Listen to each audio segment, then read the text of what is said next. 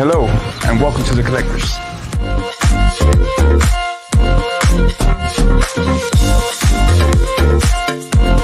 Are you looking for Funko Pops? We got everything from commons exclusive to chases.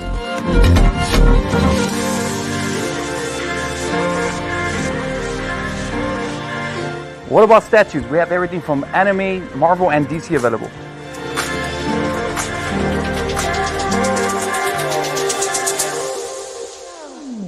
So if you're looking to build your collection, be sure to stop by The Collectors. We are located in 3937 South McCall Road, Edinburgh, Texas. Shout out to our boys of The Collectors and welcome back to another Friday night. You're here with the Average Boys Podcast. It's your boy Crispy and I'm here with my boy Brian. Brian, what is up, my dude? Yo, what's going on, Chris, man? How's it going, bro? Whew, what a week. What a sir. fucking week, man. I hear that. I've had a pretty rough week. Myself. Work was a little dicey this week for me. I had a lot of problems, a lot of situations that popped up, but I'm here now. And I feel fucking fantastic to be on the show. Man, I was, fantastic. You know what, dude? Like, I was really really looking forward to this because it's just like it's my only thing that I get to do that really lets me get my nerd itch out. I don't know how to explain it. It's so crazy, so fucking crazy. Robert, what is up, my dude? In the comments, man. How you doing, brother? Hope you're doing good. What about you, Brian? Hey, man, I'm with you. It's been a long week. I mean, starting from I can think about from like last Saturday, it started. It was like a prelude to how my week was going to go, and sure enough, it was one of the longest weeks I can remember. And but you know what, man, it's over. It's Friday. We're here to talk about some nerd shit. Hang out with Rob and everybody else in the chat, man. So let's do it, man. You know, I'm about that, man. I mean, it's one of those things like I really didn't have a way to vent out my week. Okay. Like, I don't know. It's really, really crazy. Like being what we have here, I get this opportunity to come in and I get this opportunity to chat with you. And of course, when Trigger's on the show, Trigger apparently started a new job. He hasn't even told us what he's doing, but he's probably stripping or I don't know what he's doing. He's probably out there doing crazy nerd stripping or something. Hey, man, there's some good money in stripping, bro. He's gonna get it, dude. He's gonna get it real good. Yeah.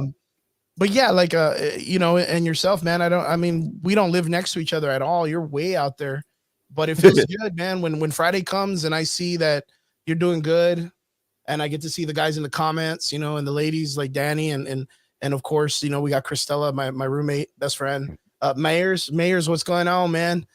He's working at PBD's. PBD's is on the opposite side of the Spectrum bar. Okay. Yeah, it's for the guys. It's for the guys. Okay. He's a guy's kind of guy. But it's cool. Shout out if he's out there working there. Shout out to PBDs, man. Yeah, PBD stands for pretty big. yeah, that's literally the initials of this bar, dude. I can't fuck around enough. The Valley is wildin'. 80% of the time, this fucking place is wildin', man. I can't initiate, dude, how crazy this fucking place is. I think it's just the food, but no, man, it's everybody. Everybody's fucking wild. But That's straight funny. up, man, it feels good to be here. It feels fucking good. Like the moment, like for me and Brian and the guys on the background, like it literally starts at like 7:00. Mm-hmm. Like that's the easiest way to put it, because like 7:00, 7:30.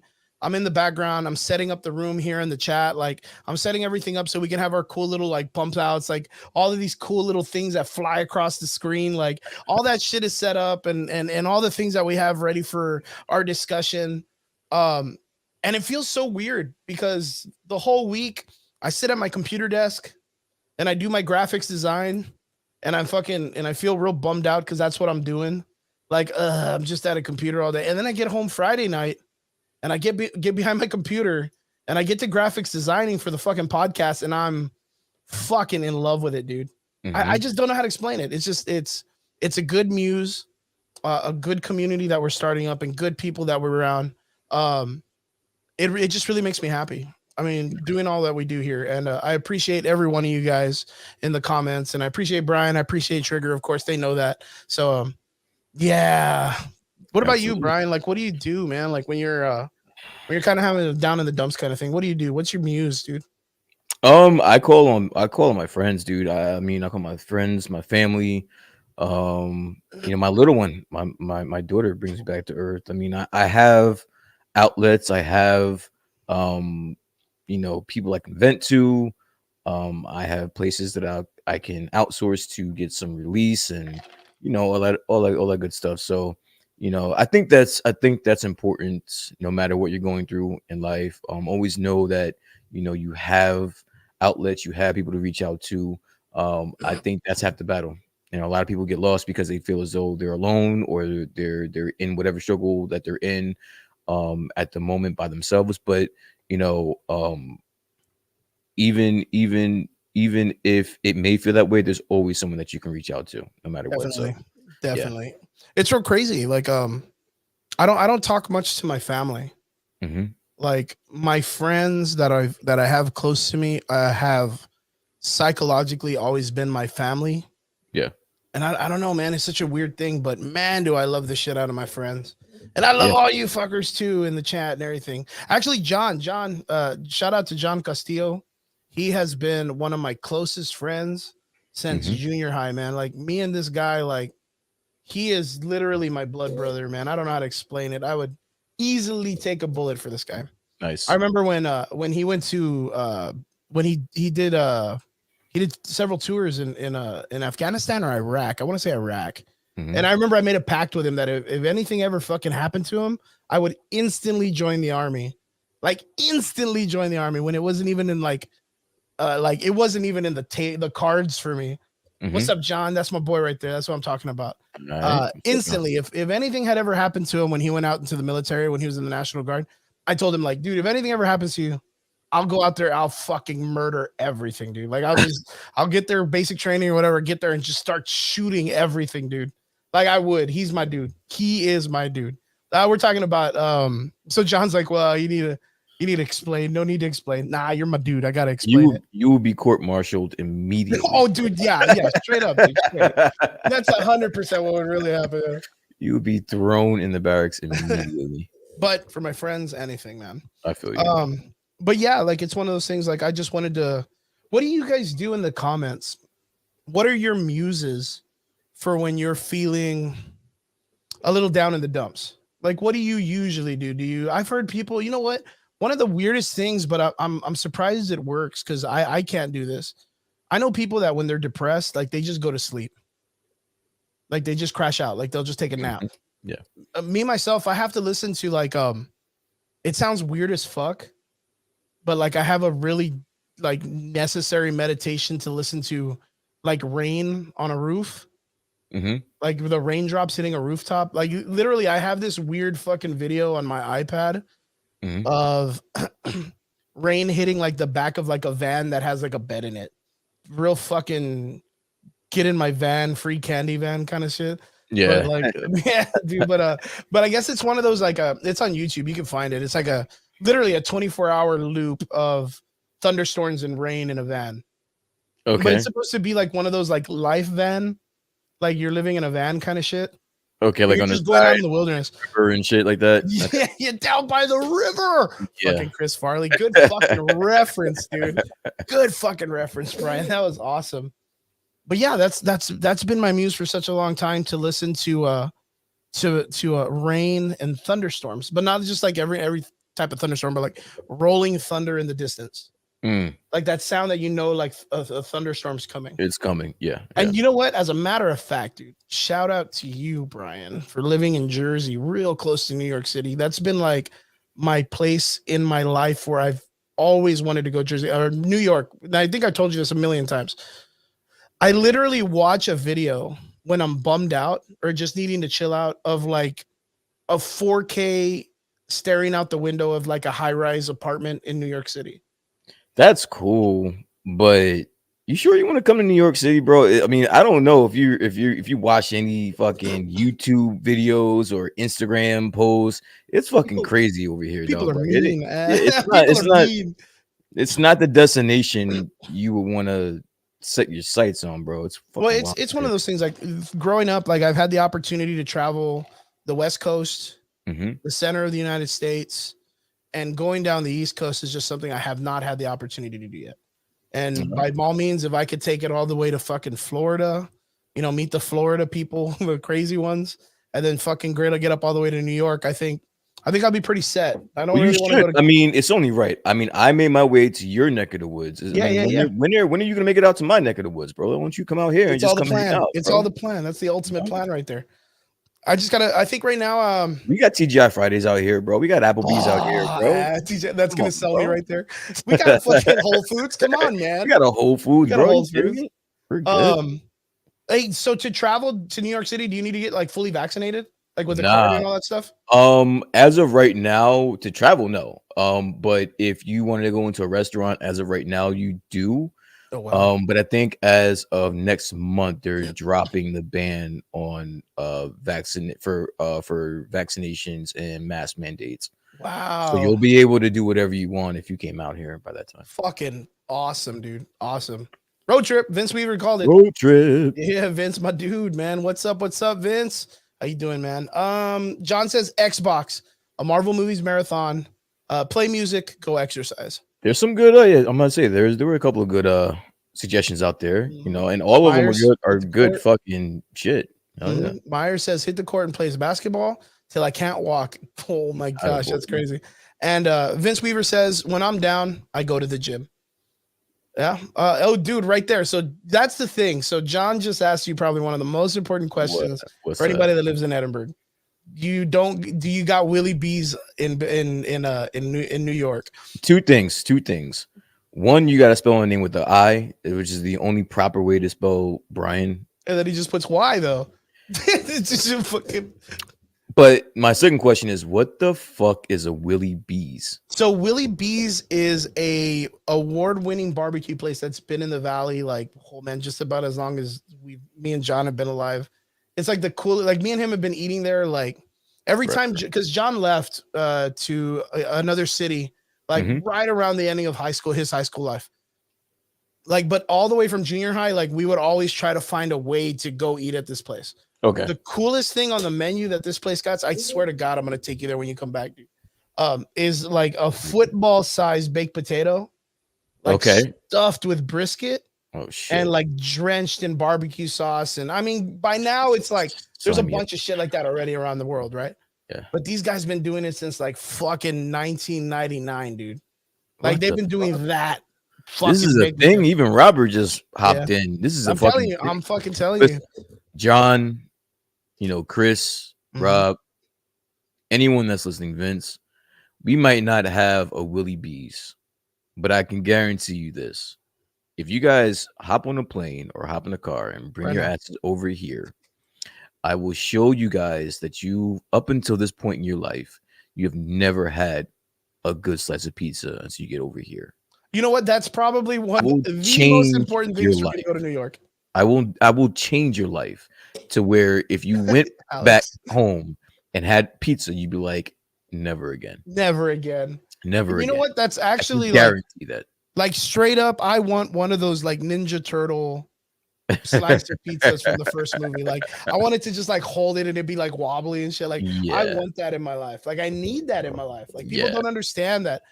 Probably Ninja Turtle sold that shit on me so hard when I was a kid that I need to go to New York to have a pizza. Yeah. And it's like one of those things like when people talk about Mexican food, right? Yo, if you don't come down to the Valley, you'll never have real Mexican food. Like, yeah, that's a given, like, because we're Hispanic, but like the people who migrated from Italy and Sicily back like in the 1500s, like of the United States, 1800s or whatnot. And dude, they've been there like dedicated to laying foundation in New York in that area. Like you will legitimately get some of the best pizza in the world if you go into that area. And I am so down, down. I'll get it like in the next like 2-3 years. You watch, dude. Absolutely. Next 2-3 years, I'm up there, dude. Straight up. All right. So we just have Peter Piper and Peter Piper. CC's. Yeah, CC's. Oh, you guys got old CC's, dude. No. I've tried CC's. I used to live in Texas, but when I was there, I did try a CC's and never again. You guys don't know what the fuck you're being robbed. Pizza is. Yeah, you guys don't know what the fuck pizza is. I'm sorry. Straight robbing, man. Mexican food, barbecue, you guys got it, but pizza, leave that to us over here. You know. Hey, straight up over there in Jersey where you're at, any really really good Mexican food places? Actually, there's a lot of good Mexican. Now, that's the one thing about Jersey is that it's diverse as a motherfucker, Nice. bro. It's diverse as shit.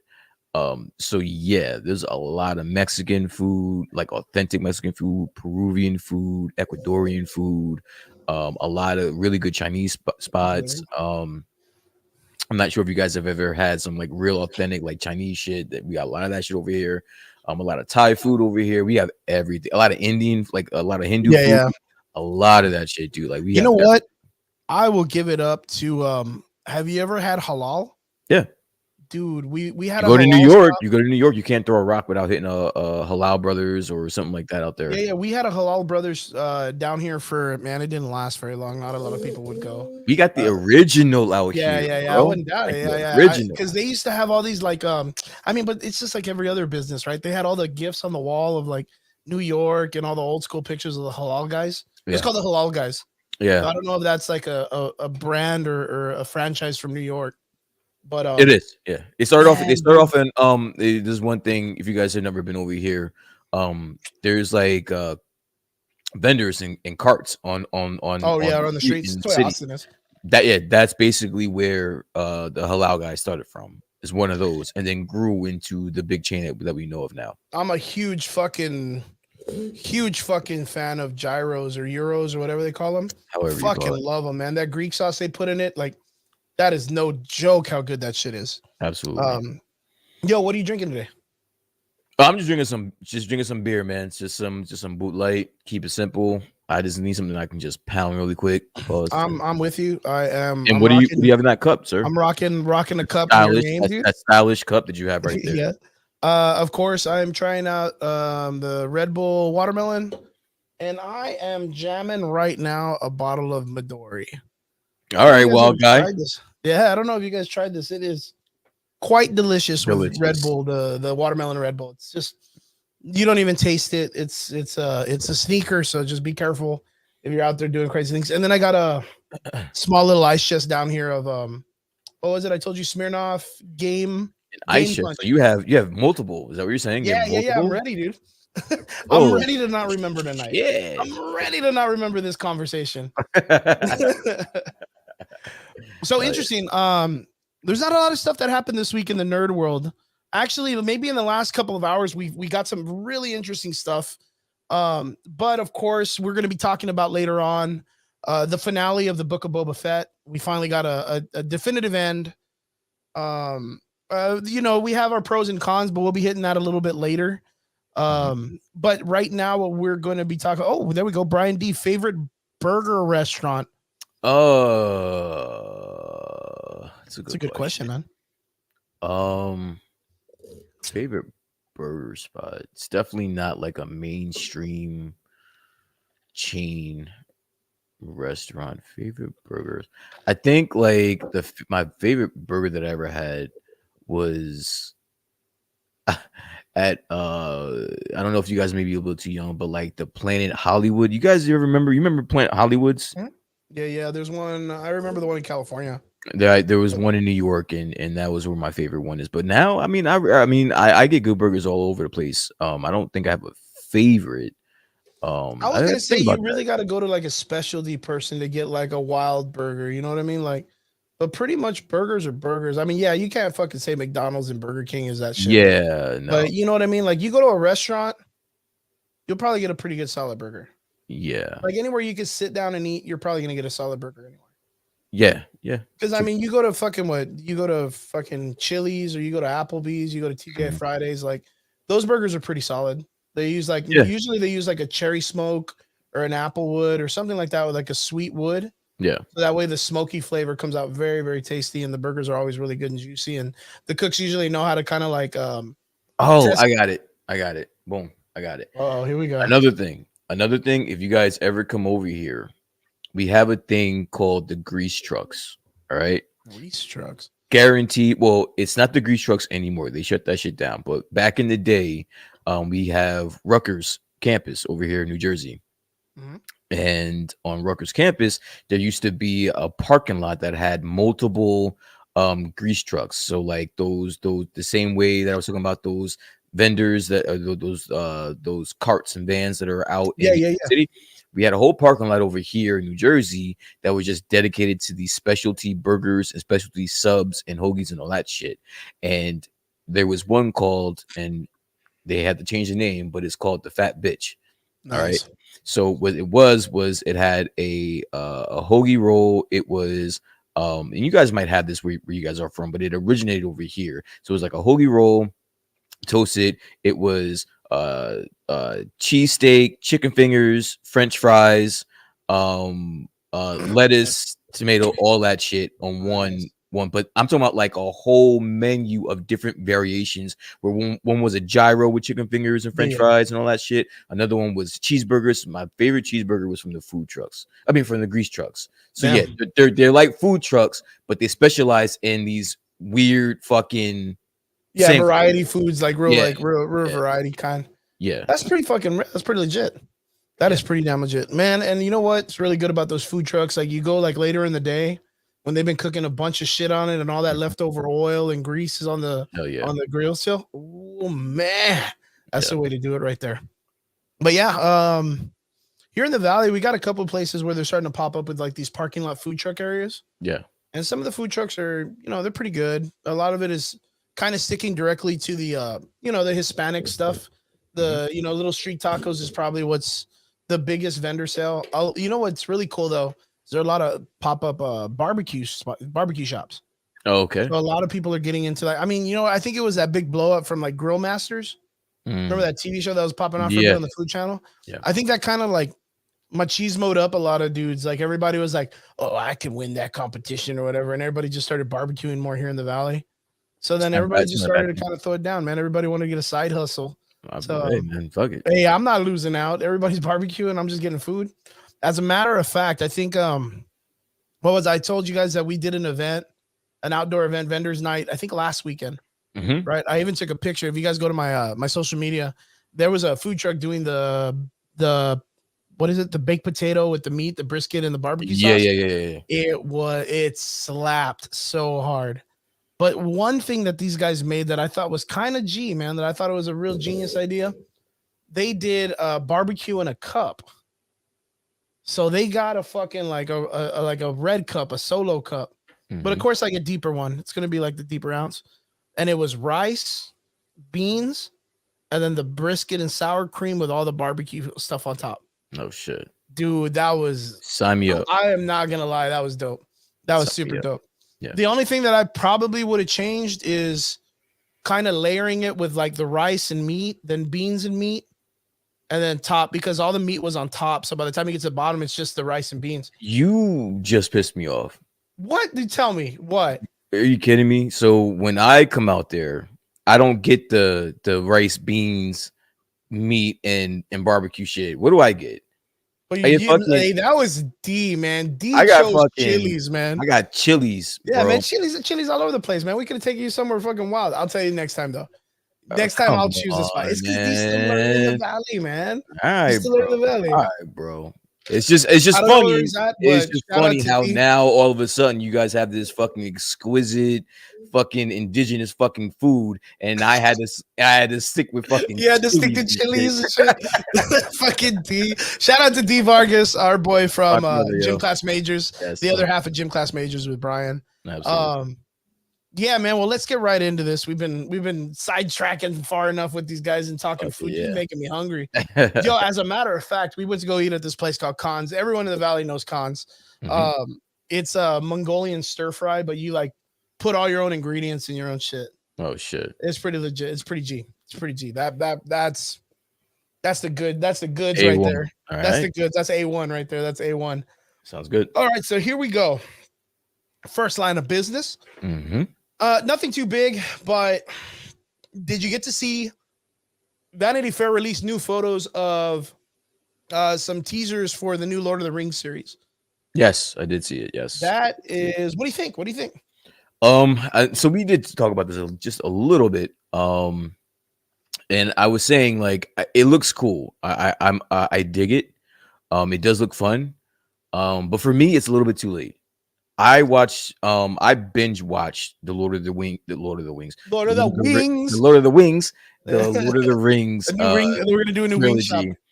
trilogy. I just like my friend had all the movies and I was bored one day. I was like, oh, let me borrow that shit.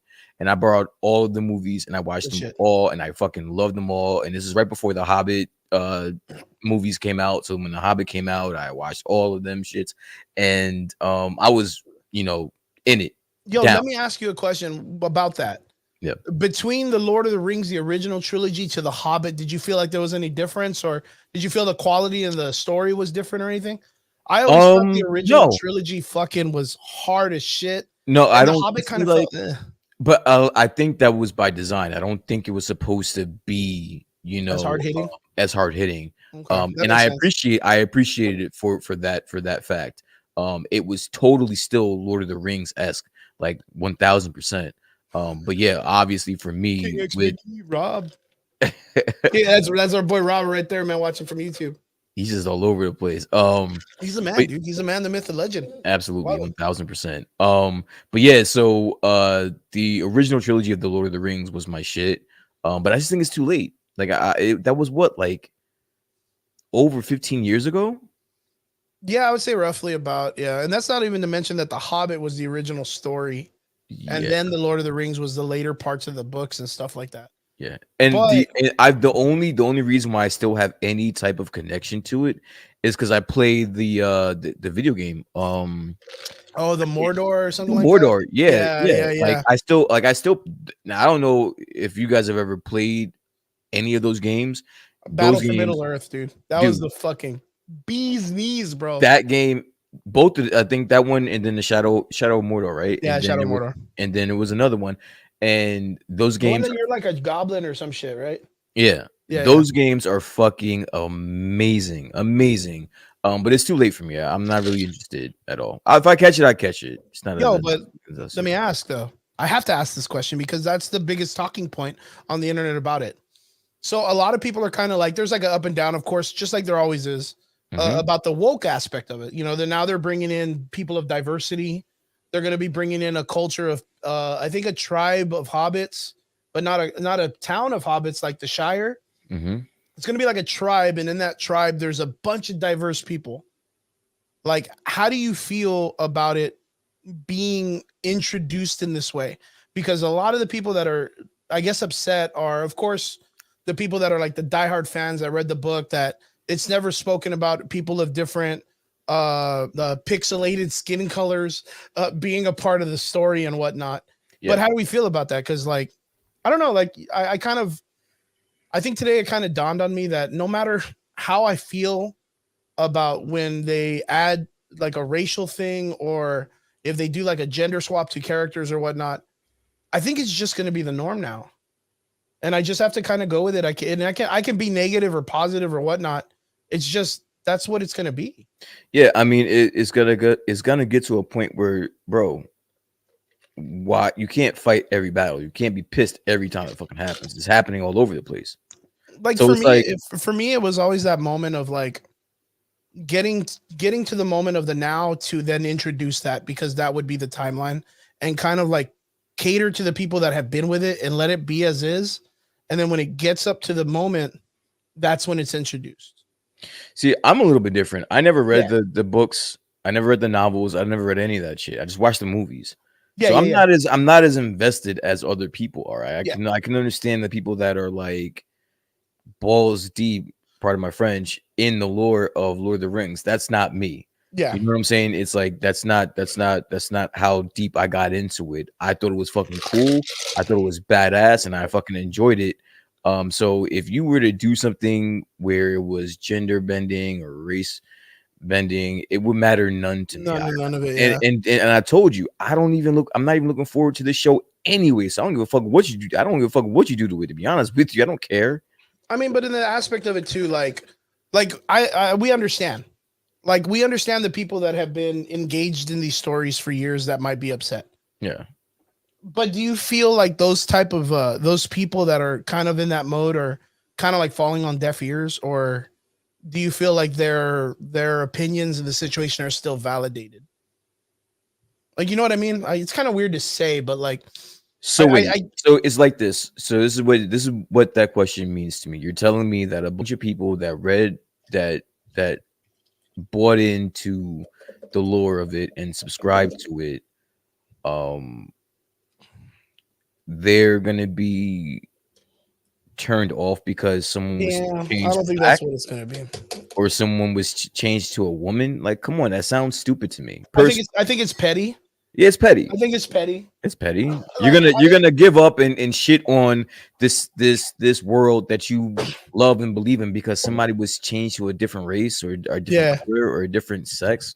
Come on, bro. Come on, man. I like I get it. I get it. I've been in situations like that before with some characters. But I think we've just reached a time where it's not going to turn back. Like it's almost like the floodgates have been opened. And now that other franchises have had the opportunity to do that, everyone's going to just take a pop at it and just go with it. Cuz it's the flow of time. Or maybe it's just that somebody realized, "Oh shit, we have a bunch of white dudes in this fucking story. Why not try nothing else, yeah. Yeah, why not try to get some women to come read our fucking novels or watch our show? Or why not let's get some black people to come watch our shit? Like, it's not always about, like, I get it. You guys are not you personally, but just the people that are upset. I get it. You guys want your shit the way that you want it. I understand it. But as a business perspective, you have to understand that they're gonna have to do that. And it's just it's a business, dude. It's a business. Yeah. I mean, it's and it works. It works because of the fact of, you know, it goes with the flow of time. Everything right now is becoming more open to interpretation by different ethnicities. How do you say it? Ethnicities. Yeah, I have trouble speaking. I have a little. It's all good. Sometimes. It's the middle. Yeah, especially when I'm drinking. Especially when I'm drinking. I think it's good though, man. Like, it's very weird because I had this kind of like epiphany about this the other day. Oh shit. Because yes, I always have a hair up my ass when it comes to like, oh, I can't believe they changed his character. Oh, blah, blah, blah. Oh, they want to do this and that. They want to do this. And it's like one of those things like, have I never taken into consideration to think that like Marvel, right? Like over being when I was a child until now, they've had a primarily white cast of characters, way more normal than anything else in the world. Yeah, the only thing that kind of upsets me now is I would like more original characters of color, like original stories, something diverse, something different, something fun, something that explains something about the cultures in each one. Yeah. Not just like swapping, but I mean, it is what it is. I think I just saw an amazing photo someone dropped the other day that the Winter Soldier is about to turn into a female. Okay. Like we're gonna get a female Winter Soldier, and it's like, all right, cool. Like I bet, like whatever, but she looks fucking tight as shit. Like the way they draw her out, like she looks like a revolutionary kind of character. Okay. And I was like, all right, cool, man. I like the design. Let's see what's up. And of course, like if there's anything of what we are here of the Average Boys is, let's see what the writing's like. Yeah. Like we're gonna give it a chance. Give it a chance first. Yeah, give it a chance. We're gonna give it a chance because we want to give everybody that opportunity. But in our opinions, if it sucks, you take that criticism because you put it out there. Like that's just what happens. But then you can take our criticism if you want to or not. Yeah. Like it doesn't matter. Like everybody gets that opportunity to kind of speak their own voice. Yeah. Do I need my opinion to be validated? Fuck no, I don't give a shit if anybody likes my opinion. Mm-hmm. I just want to speak. And like if people don't care for it, then okay. They don't have to listen to me. Yeah. I just speak from what I like in that situation. Mm-hmm. So with the new Lord of the Rings, I know there's a lot of people that are upset. Like I know there's a good amount. I think Twitter was all over the place today. Can you speak to something like specific that they're pissed about? Is there a specific character or so one of them was okay, so there's the female black character that they just introduced that's a dwarf. Okay. And it's not that she's black, it's that she doesn't have a beard. Because dwarf characters in the Lord of the Rings that are females, they have beards. And I was like, bro, that's That's real fucking specific, man. She looks really good in that photo. Like she looks fucking badass in that photo. But if that's your thing, that's your thing. And then the other thing was, but these are the dudes that are what they call like neckbeards. These guys like live in the fucking basements of their houses and read this shit religiously. Yeah. They were talking about that there was no introduction of ethnicity, racial characters until later on in the series, like in the years of the stories. So literally everything is based on the idea of why color people. That's literally what it was. That was the whole entire argument online. Okay. And it's like one of those things like, yeah, whatever, I guess. New Zealand, I don't know how many people of ethnic colors come from that area, but bro, it's like 2022. Like people of color are everywhere. Yeah. Like, yeah, like if it wasn't one of those things that it was in it history, well, thank God it's because it's fucking fake and it's made up and you can just write that shit in and boom. Yeah. Like, you know what I mean? Like, I really didn't see anything particularly other than that when it came to the conversation. So why is there black people and why does a woman not have a beard? Yeah, pretty much. And the other one was, I think, like the chick with the armor. Everyone was like, another female strong character. And I'm like, dude, this is your argument? Like, can't you guys just be cool and be like, fuck, we're getting a new series. I wonder what this shit's gonna be about. But see, all right. So if you are a creator of the series that everyone is so up in arms about, and you hear that these are the discrepancies that your viewers or some of your hardcore Some of the fans people, yeah. have, what do you say to that? Like, I mean, I would literally tell them to kiss my whole ass. Like, I don't give a like. I get it. I love your support, but if you're gonna get bent out of shape because we want to bring in a female character and not smack a beard on her, or if we're not by your timelines introducing black characters or characters Or of no, color, it's any, it's.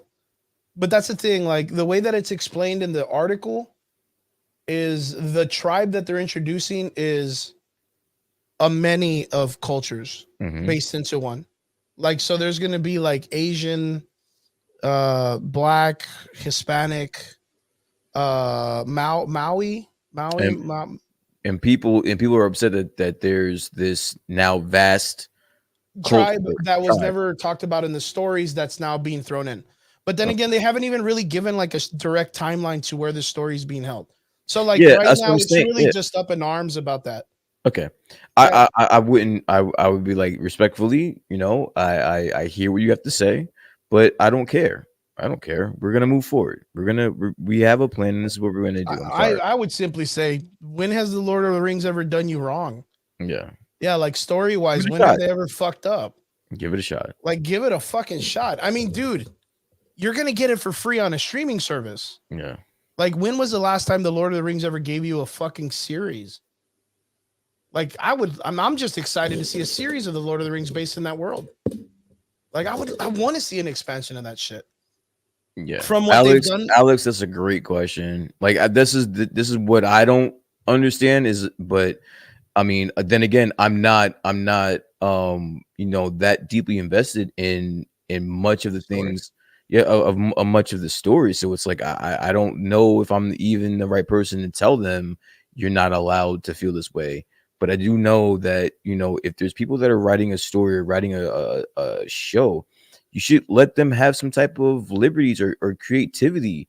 And if you don't like it, then you don't like it. Then, your voices will be heard and maybe they'll change it for the next season or for the next whatever. But, I mean, something that's as minuscule as bringing a diverse tribe into Lord of the Rings, I think that's silly.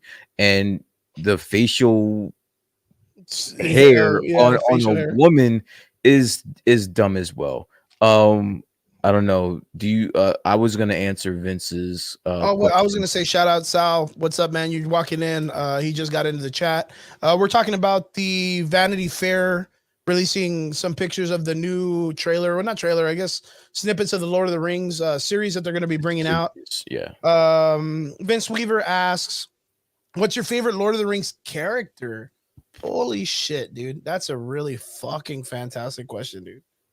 Honestly, it's got to be what's his name? Legolas. Legolas, dude. Legolas. Yeah, Yeah, Legolas. Legless, dude. Legolas. Legless. That's my Um, fucking guy, bro.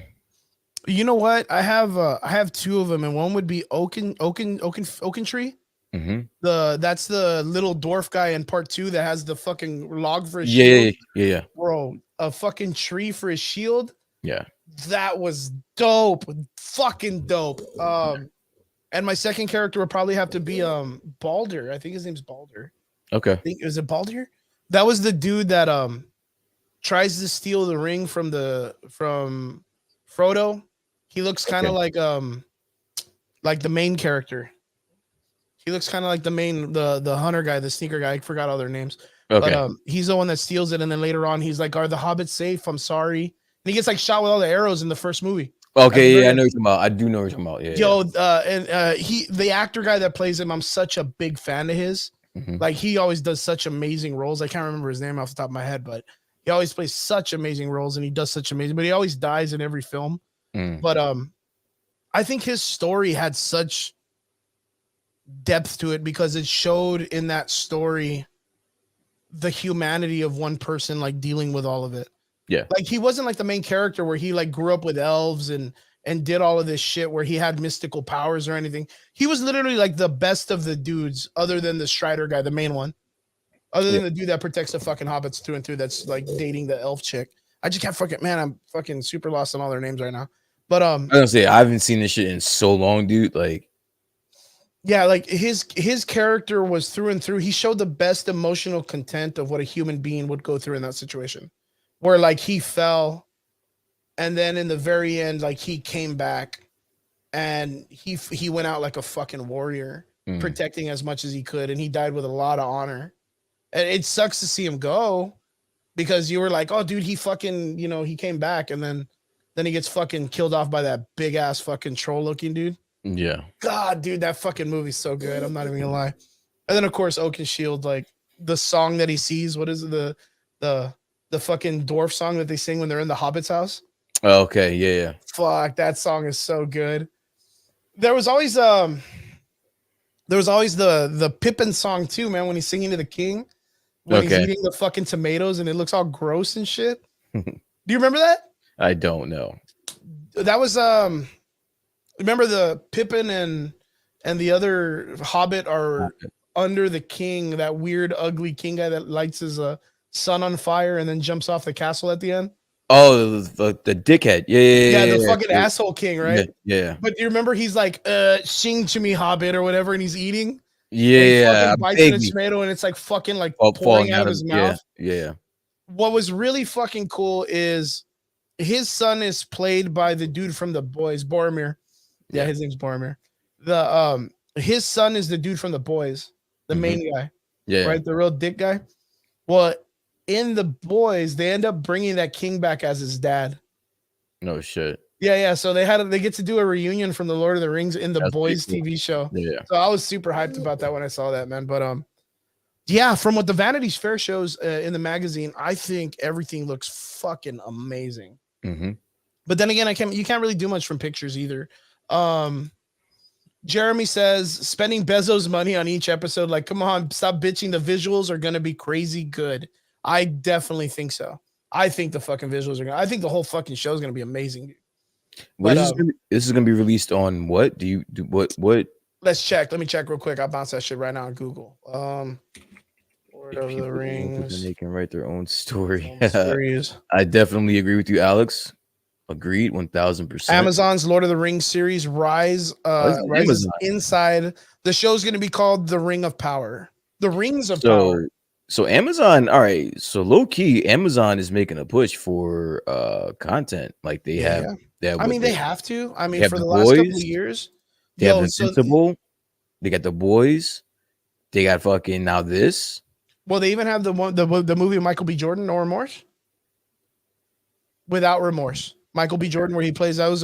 So that is a story that's going to break into the Rainbow Six trilogy. Okay. Which is the video game Rainbow Six based on Tom Clancy's stories. It's literally the beginning of Rainbow Six. Okay. It's so fucking good if you haven't seen it. Michael B. Jordan's really good in it. There's also that movie that they did, Tomorrow War, with Chris Pratt, I did see that. which Yeah. was not bad. Kind of weird, but it was an interesting But I story. mean, like specifically, like not like movies, but I mean like as in like series wise, like they're making a push to like fuck with Disney and HBO and all these other things. Like movies, Amazon's always gonna have movies. It's Amazon. Yeah, it's But Amazon. like series, we don't know Amazon to have good series. They just knocked us in the fucking head with The Boys. They fucking smacked us around with Invincible. You know what I'm saying? And now they're giving us the Lord of the Rings. That's some big head. That's That's some a heavy shit. huge fucking franchise to bring in. Yeah, that's some Lord heavy of the shit Rings? right there, dude. Yeah, Damn, bro. that's really, really big. You That's know what? And as a matter of fact, talking about streaming shit, we also got the news this week that Spider-Man is finally going to get a home in HBO Max for being where they're going to be having, because you cannot Yeah. find any of the fucking Spider-Man movies on any streaming service. Well, it's too early. I mean, it's still damn near in the movies, and then after the movies, No, it's gonna go- Spider-Man 1, 2, 3, Tobey Maguire, Andrew Garfield. Oh, okay, You can't okay, find okay. any of those movies on stream. Yeah. They don't stream them anywhere. The only place that you can get them would be Amazon, but you got to rent them. Well, Sony doesn't have a streaming service. So it's yeah. So you're going to pay it. It's PVOD. If you want to watch any of those movies, or you can buy it on Amazon or whatever like that. But with the new deal that Sony has with Disney, after a certain amount of time or after a certain time period, I think all of them are going to jump onto Disney Plus. And then we did see, I think it was who sent that in the chat? I think that was who sent that link about the HBO was it you? Oh, that was Rob. Oh, it was Rob. Yeah, Sorry, yeah, Rob. Rob, Sorry, our Rob. boy. I didn't know who sent that, but I did see that though. And then I watched it, and it was basically saying that Sony is out here double dipping, bro. They have a deal with Disney. They got a deal with Netflix. They have a deal with everybody. Yeah, they have their hands and, in everybody's business right now, man. and basically how this boils down to is because I don't think there's a Disney Plus for Europe. So the deal with Disney doesn't actually, it's not valid over there. It's a whole different entity for like Disney over there and HBO over there. So what Sony did was said, all right, well, now you guys were going to license, you guys could have Spider-Man movies over there. So now if you're in the UK, you can watch Spider-Man movies on HBO Max. Oh shit. Fuck, I didn't even know that. That's pretty legit. Yeah. I ain't gonna lie, that's pretty cool. Yeah. Well, fuck, man, I'm super excited because you know, back in the day when I was a young whippersnapper, nobody really liked Andrew Garfield Spider-Man. That's true. Yeah, I don't give a fuck what anybody says. They didn't like him. Don't lie to me. It gave me my biggest oh shit moment when Gwen died. Like Yeah, I of didn't see that one fucking coming. I was fucked up. Over that. I just remember all the memes of like someone remixed it into a song. I'll have to send that shit to you on private chat because I can't put that in the chat. That's mean. But yeah, a lot of people didn't like him because, you know, they preferred the Tobey Maguire story at the time, which was the equivalent to when the X-Men franchise first started. Everybody loved the original one, and then the new ones came out, and everyone was like, this is shit. The old X-Men are better. Like, it's always going to be that way. There's always going to have that like weird validating argument on who's right and who's wrong. I will never forgive Fox for what they did to Apocalypse, by the way. I'm sorry. Oh, I dude, just had to say that. I just had to say Moon Knight. You mean Moon Knight? Yeah, I'm sorry. We never speak of Apocalypse, dude. Fucking Moon Knight. Yo, even the Dark Phoenix saga was garbage. Listen, I will take all of those other movies opposed to fucking Apocalypse, bro. What they did the Dark Phoenix saga in the very beginning, I just shit on that movie in the first 30 seconds. I don't want to derail us and get a sidetrack, but I just had to say that. I had to get that out. Like, yeah. No, we got to one day kind of go back and talk about all those shit movies, dude. We got to one day just cover shit movies. Hell yeah, let's get drunk and fucking talk about so shit fun, movies. Yeah. But yeah, straight up, I'm really excited that they're finally going to be putting Spider-Man on stream.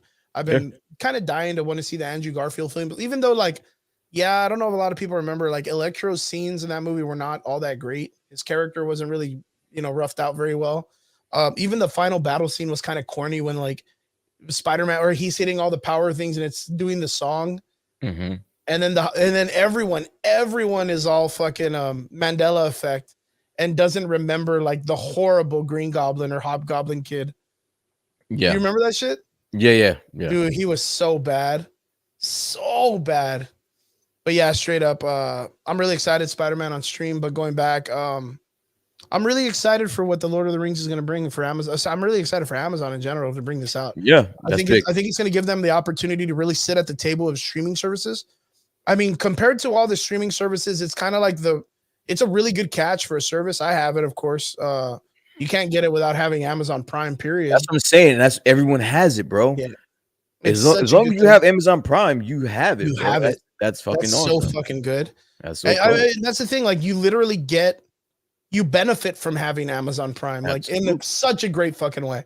Absolutely. And then to have such great shows coming out, like, you can't beat that. And then not only that, like, I really do dig the kind of like go as you go renting or buying films on the go for your mobile devices. Mm-hmm. Like, I was looking right now, it's not available because they're working for Netflix now, but I was looking for the Akira film and I wanted to put it on my iPad just to have, so I can kind of like have something playing at work. Yeah. I mean, right now you can't really find it because they're doing a bunch of stuff behind the scenes. They're trying to get some shit done. But yeah, it gives you the opportunity to put some really cool things on your mobile device just in case you want it there for later. Like, you can't beat that. Can't beat that. But excited for the Lord of the Rings. I think all the pictures look fantastic. They look great. They look beautiful. Can't wait to see some type of trailer, some type of video, some type of thing. But going on to our next part, it's not really wait. Before we move on. Yeah. I do like to interact with the people in the chat. And yeah. What do we got? This is one thing that we definitely need to do one of these days, is make a top 10 our favorite Marvel movies. Ooh. But I want to know, and I think Alex is asking, he wants to know, Chris, what movie do you believe is the worst Marvel movie of all time, bro? Oh no, man. I hate answering this question because I like the character. Why? Well, I think you know what? As a matter of fact, no. I think Ant-Man 2 is probably the worst one. I think it's the most easily. Yeah, Ant-Man 2. I think it's easily forgettable. Like, comparing it to as the worst Marvel movie of all time. Yeah. You have a couple movies to pick from. I would not expect. No. I'm thinking on top of my head, and of course, both Thor 1 and 2 are sitting like right at the top. But for me, I kind of chalk that up for the same way it was for like the Fox movies and the Spider-Man movies. Like, of course, like the older movies are always going to be the really hard ones to get around. Yeah. But story-wise, I kind of feel like Ant-Man 2 kind of fell shallow. It really didn't have a lot going on. I mean, it was pretty cool for introducing Goliath and what's her name, Ghost. Yeah. But like, I feel like the story, like Ant-Man being, locked up and all the little corniness, and yeah, I kind of feel like it just kind of fell short. Okay. Well, for me, it's definitely Thor 2. Yeah, everybody. It's Thor 2 with I guess I want to say the original Incredible Hulk. Which one? Close second. The one with this is Ed Norton. Bana? Yeah. Get no. Or Edward Norton. This is the Edward Norton one with Liv Tyler and all that shit and Tim Roth. Yeah. I thought you meant Eric Bana. I was like, whoa, that was fun, man. No. And Iron Man 3 sucked ass too, by the way. Yeah, like you said, Iron Man 3 was rough. Iron Man 3 was rough. But then again, it was one of those things like, what are you going to do with that character, man, if you've already talked about all the other things already? Listen, we got to stop this. We have to stop this, bro. The hate. We got to stop this. I think I got on Trigger about this. I'm going to get on Vince about this. We got to stop hating on Captain Marvel, bro. That movie was not bad, bro. It wasn't good, it was actually pretty good. Come on, bro. You kidding me? That was actually pretty good. I don't like the final fight. Yeah. Where she just fucking tanked my boy. But other than that, like, that was a fucking great fucking movie. You know what? I forgot fucking Jude Law's the villain in that film. Yeah. And what a horrible way for Jude Law to get fucking fucked over, dude. Yeah. Yeah, Captain Marvel wasn't that bad.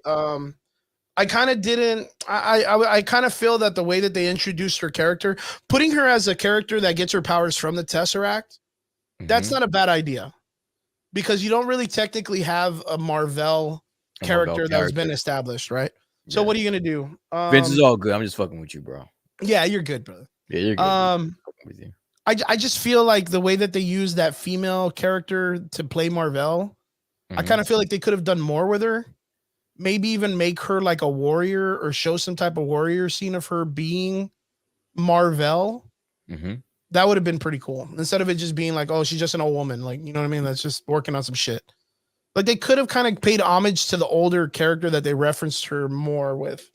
Yeah. I mean, especially if you're gonna gender bend the character and take it away, and it being such an important character in comic book history, like at least give us a little bit more richness to it, Mhm. and it wouldn't have been such a bad, bad misuse of the character. But comparing Captain Marvel to Dark World 2, like you just can't. Dark World 2 literally took Malekith, one of the biggest Thor villains, and turned him into like this wet noodle of a character that just sucks. That just sucks. The entire beginning scene of Thor 2, the one when the kids are playing in that warehouse and there's like a displacement in the fabric of space and time. Do you remember that? Yeah. Like the truck is floating and all that stuff. Mhm. I'll challenge anybody to this. They literally stole that entire scene from the Animatrix. And just go back and watch the Animatrix. There's a whole ass scene where a bunch of kids are playing in a warehouse, and there's a time displacement because it's all glitching from the Matrix. But literally everything from that is stolen from that. When they throw the keys and it flies through and it comes out flies the other, through. Yeah. it's 100% from the Animatrix, which is the animated film shorts that they made with a bunch of animation artists from like way back in the day for the Animatrix movies or the Matrix movies in the beginning. Yeah. I challenge anybody. If you don't believe so, just go watch it. Just go watch it. So that was a big no-no for me because I feel like that was like almost like plagiarism. Other than that, it wasn't, I mean, it was, I thought it was cool to find out that a coat rack is worthy of the hammer.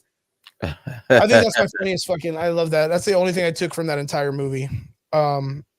Jane Foster playing, or Natalie Portman playing Jane Foster, like a sick version of her, because I think that's what's going to happen. My guess is that her having the Infinity Stone in her body or in her bloodstream is going to be what causes her to have cancer. True. You know what I'm saying? Because that's the story of Jane Foster. Like, if you look right here, like that's her in the background, like all cancered out. Mm-hmm. So I don't know if you've ever noticed that. No, I haven't. Right here in the poster behind me. Yeah, that's okay. It's all like, she's all cancered out, bald head, and all that stuff. But they never really officially made that into a canon part of the story.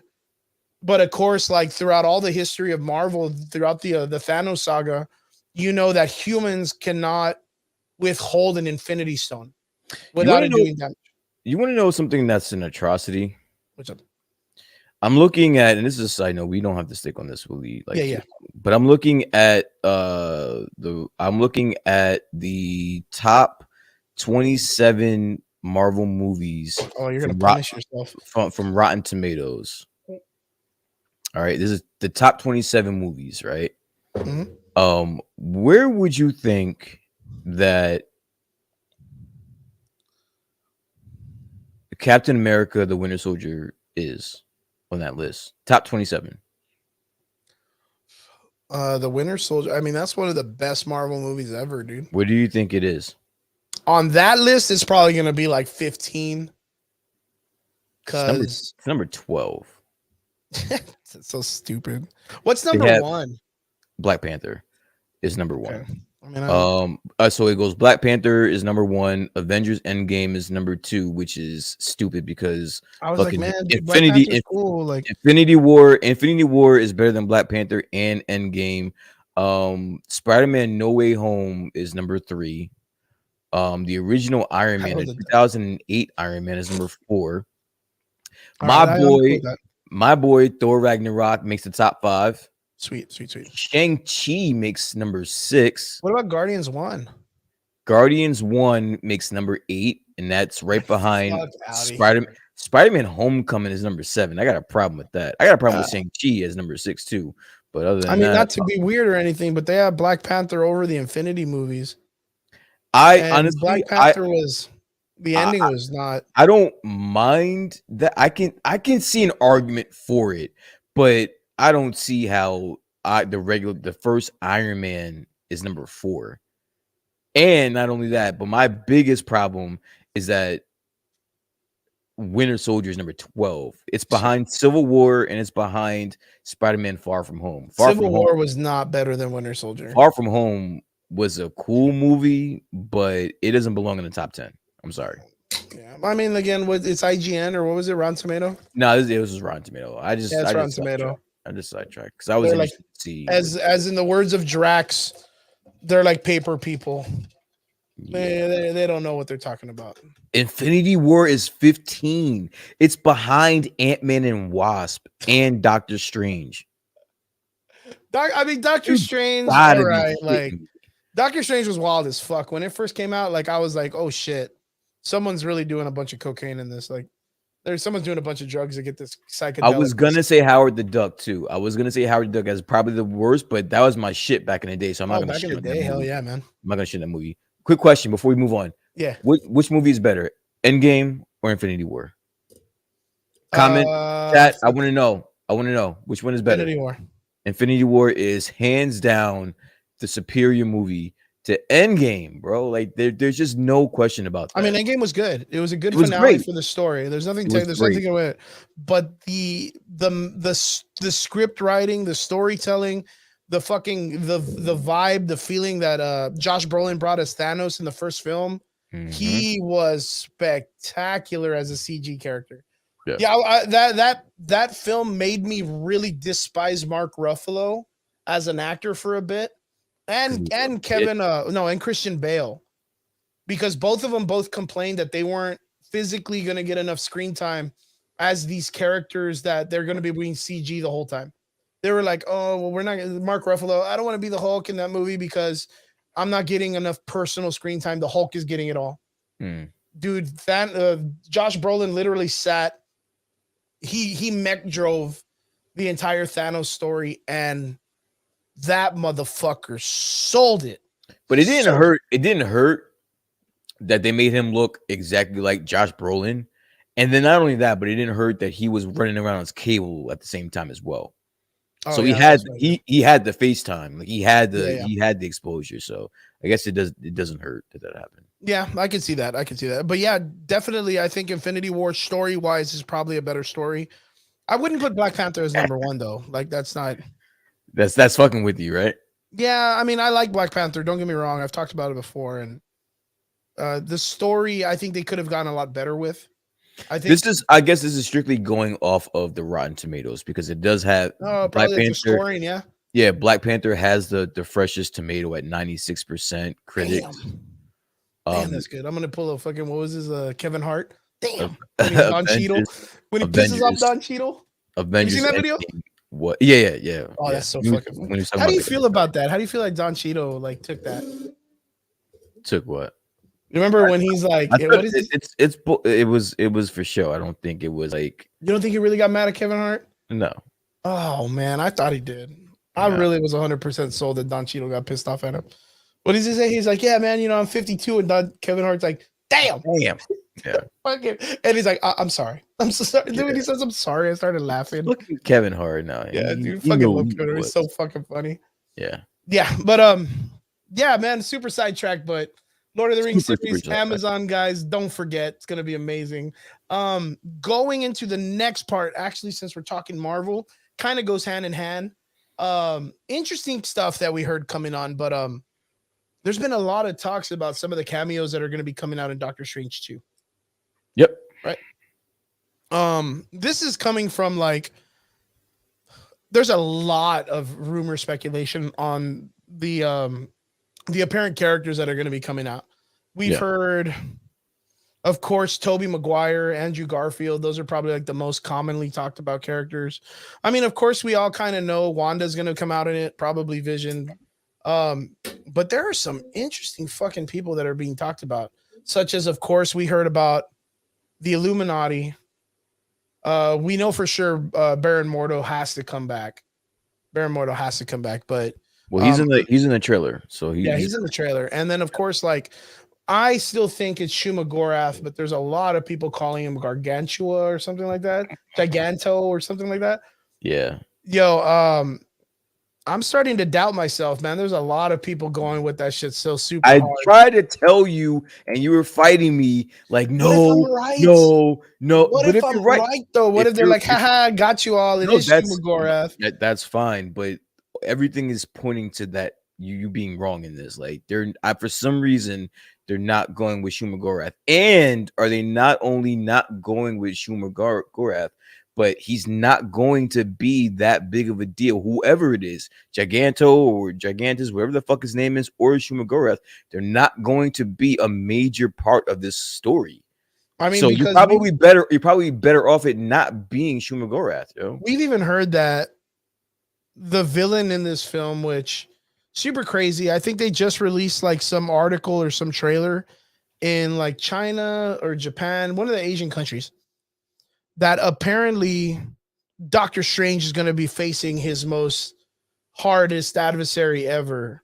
A multi-universal version of Doctor Strange himself, who will come out on top. So now there's even theories that we're going to be getting some type of evil Doctor Strange, which in the trailer we do see some type of variation or variant or whatever they're calling them from the multiverse. But of course, I think, Brian, you still have your speculations, which is probably going to be Wanda. I honestly think at this point, I think it's more than a speculation. I think that's what's going to happen. It's been, I'm sorry, I don't want to say confirmed, but I've heard it for months now that it was the plan all along for her to be the major villain, and this is going to jumpstart a lot of shit. Because if you're thinking about it right now in the MCU, what do we have going on right now? There's really not really much. I mean, there's not much going on. There's no big literally bad. everything's built off of the fucking Loki show, Yeah. really. So there's really nothing going on, and I'm hearing that this movie, which is the reason why I've been saying forever that this is the movie that I'm looking forward to. I agree. I wanted to see Spider-Man, but it wasn't like it wasn't one of those ones. It wasn't one of those for me. Yeah. It was a good movie, but this movie, Doctor Strange 2, is the one I want to see. This is the one. This is the one that's gonna jumpstart a whole bunch of shit, bro. And if it's gonna be even a fraction as crazy as I hear it's gonna be, this is gonna be worth my weight. Like this is gonna be worth. Well, you know what? As a matter of fact, Sal just hit a really important point, which I forgot to point out, is that the reason why they cannot call him Shumagorath is because that name is actually by rights controlled by the Conan series. Oh, okay. The Conan series, Conan the Barbarian, actually owns the right to Shumagorath because Shumagorath was actually a villain in the Conan series. Gotcha. And then Marvel, in some way, he kind of came out in some way in a Doctor Strange series. So, like, really back in the day in the 70s and shit like that. And then all of a sudden, of course, you know, they wrote him as one of those, like, the dark demon lords or whatever. And they were able to get away with, like, the world-ending experiences, which, of course, if you guys haven't heard, I think we just talked about it last week on the show when we were talking about the death of the Justice League, right? Well, now they're going to be bringing out a whole new arc called the Dying Crisis or Dark Crisis, which is another world-ending. Man, comic books have such world-ending events all the time. I tell you, I feel so bad for these people that live in these worlds. If there is a multiverse, I'd never want to go to their multiverse, dude. I could barely handle a hard week of work, much less like a world-ending event every week. And those guys are still going out to buy milk and pay for their cars and all this other shit. I don't know how they do it. Fuck them. That's crazy. But yeah, there's been a lot of cool speculations coming out about the Doctor Strange 2, and I'm not like I don't really sit on the idea of doing all the nostalgia baiting, but some of these cameos sound pretty interesting, man. One, of course, that's been sitting on my mind for a couple of weeks now has been the good man Nicolas Cage coming back as Ghost Rider. How would you feel seeing Nicolas Cage now at his age coming back as Ghost Rider? I'm 1,000% for it. Are you sure? Are you fucking serious? That's crazy, man. 1,000%. I think we've had this conversation, and I said that's who I want as my Ghost Rider. But like, even at his age right now, I don't care. I love Nicolas Cage, And we all love Nicolas Cage. He's a fucking. and I like Ghost Rider as a character, so it's like yes. I'm gonna say Nicolas Cage is a national treasure, just like his movie. Just like his movie. Just like his movie. But that would be an interesting. Another one that we heard, of course, has been speculation that we might end up getting Norman Reedus as a Ghost Rider. As a Ghost Rider, that I think there was some speculation that Disney is in talks to recruiting Norman Reedus as a part of the MCU. Correct. Mm-hmm. The other one that's kind of out of nowhere, we haven't really talked about it much, but it's Keanu Reeves. Who do we think? When I first heard that was, I would say, hell yeah, absolutely. Yeah. So, but like, who do you think character-wise Keanu Reeves should play? He should be. Do you think he should be someone big or someone like? Someone not. No, he needs to be somebody like big. Like he needs to be someone that's OP, and he shouldn't be someone grounded at all. No, I don't want to see that. Mephisto confirmed or what? Honestly, I'd take him as Mephisto. He would be a fucking dope fucking Mephisto. Dope devil, dude, wouldn't he? He would. He'd be one hell of it. And then not only that, he played what was that one movie he did along with The Devil's Advocate where he was like the son that's one of my favorite movies, bro. Oh man, dude, he played the son of the devil. Yeah, that's one of my favorite movies. To be Mephisto in his older age. Hell yeah. Man, that would be a fucking great come around, dude. Speaking of these leaks and some of these speculations, I don't know if you saw, but the creator of Deadpool, Rob Liefeld, Rob Liefeld, he did an interview with a YouTuber recently, and he was speaking about the leaks in Multiverse of Madness, and he confirmed that it's safe to say, and it's almost guaranteed, that some of those leaks that we've heard, he's not specifically saying which ones these are, but it's safe to say that some of these leaks are happening. Like these aren't just like speculation. From the Matrix, dude. Yeah, like some of these from the Matrix. Some of these things are going to happen. I would 100% see a Deadpool cameo. And I was gonna say that's almost confirming Deadpool being in Doctor Strange. Too. That was that if Ryan Reynolds / Deadpool appeared in Doctor Strange 2 and literally called him Benedict Cumberbatch rather than, I think that would be 100%. Like it could even be like Deadpool / him and Hugh Jackman in a scene together, because that's been the thing Ryan Reynolds has been asking for a million years. He's been lobbying so hard for this shit, bro. And I want to see it. I want to see it happen, yo. And if there's any way to bring him back, I think this would be the perfect way, because you would literally have all of these characters together in one thing. Yeah. Now, there's another thing that's been on my mind about this too, and we'll talk about the speculation stuff in a bit and who we're talking about cameo wise. Yeah. I really think that they might use the Doctor Strange film as a way to show you upcoming projects that are not slated in any way possible. 1000%. Yeah. And the thing that I mean by that is I think there's going to be like at least one cameo, possibly towards the ending of the film when the runaway thing is happening and they're jumping through different portals and times, that we're going to see probably the Captain Hydra, Chris Evans. Like, I think that would be a perfect, almost like he sees the future of what's going to happen.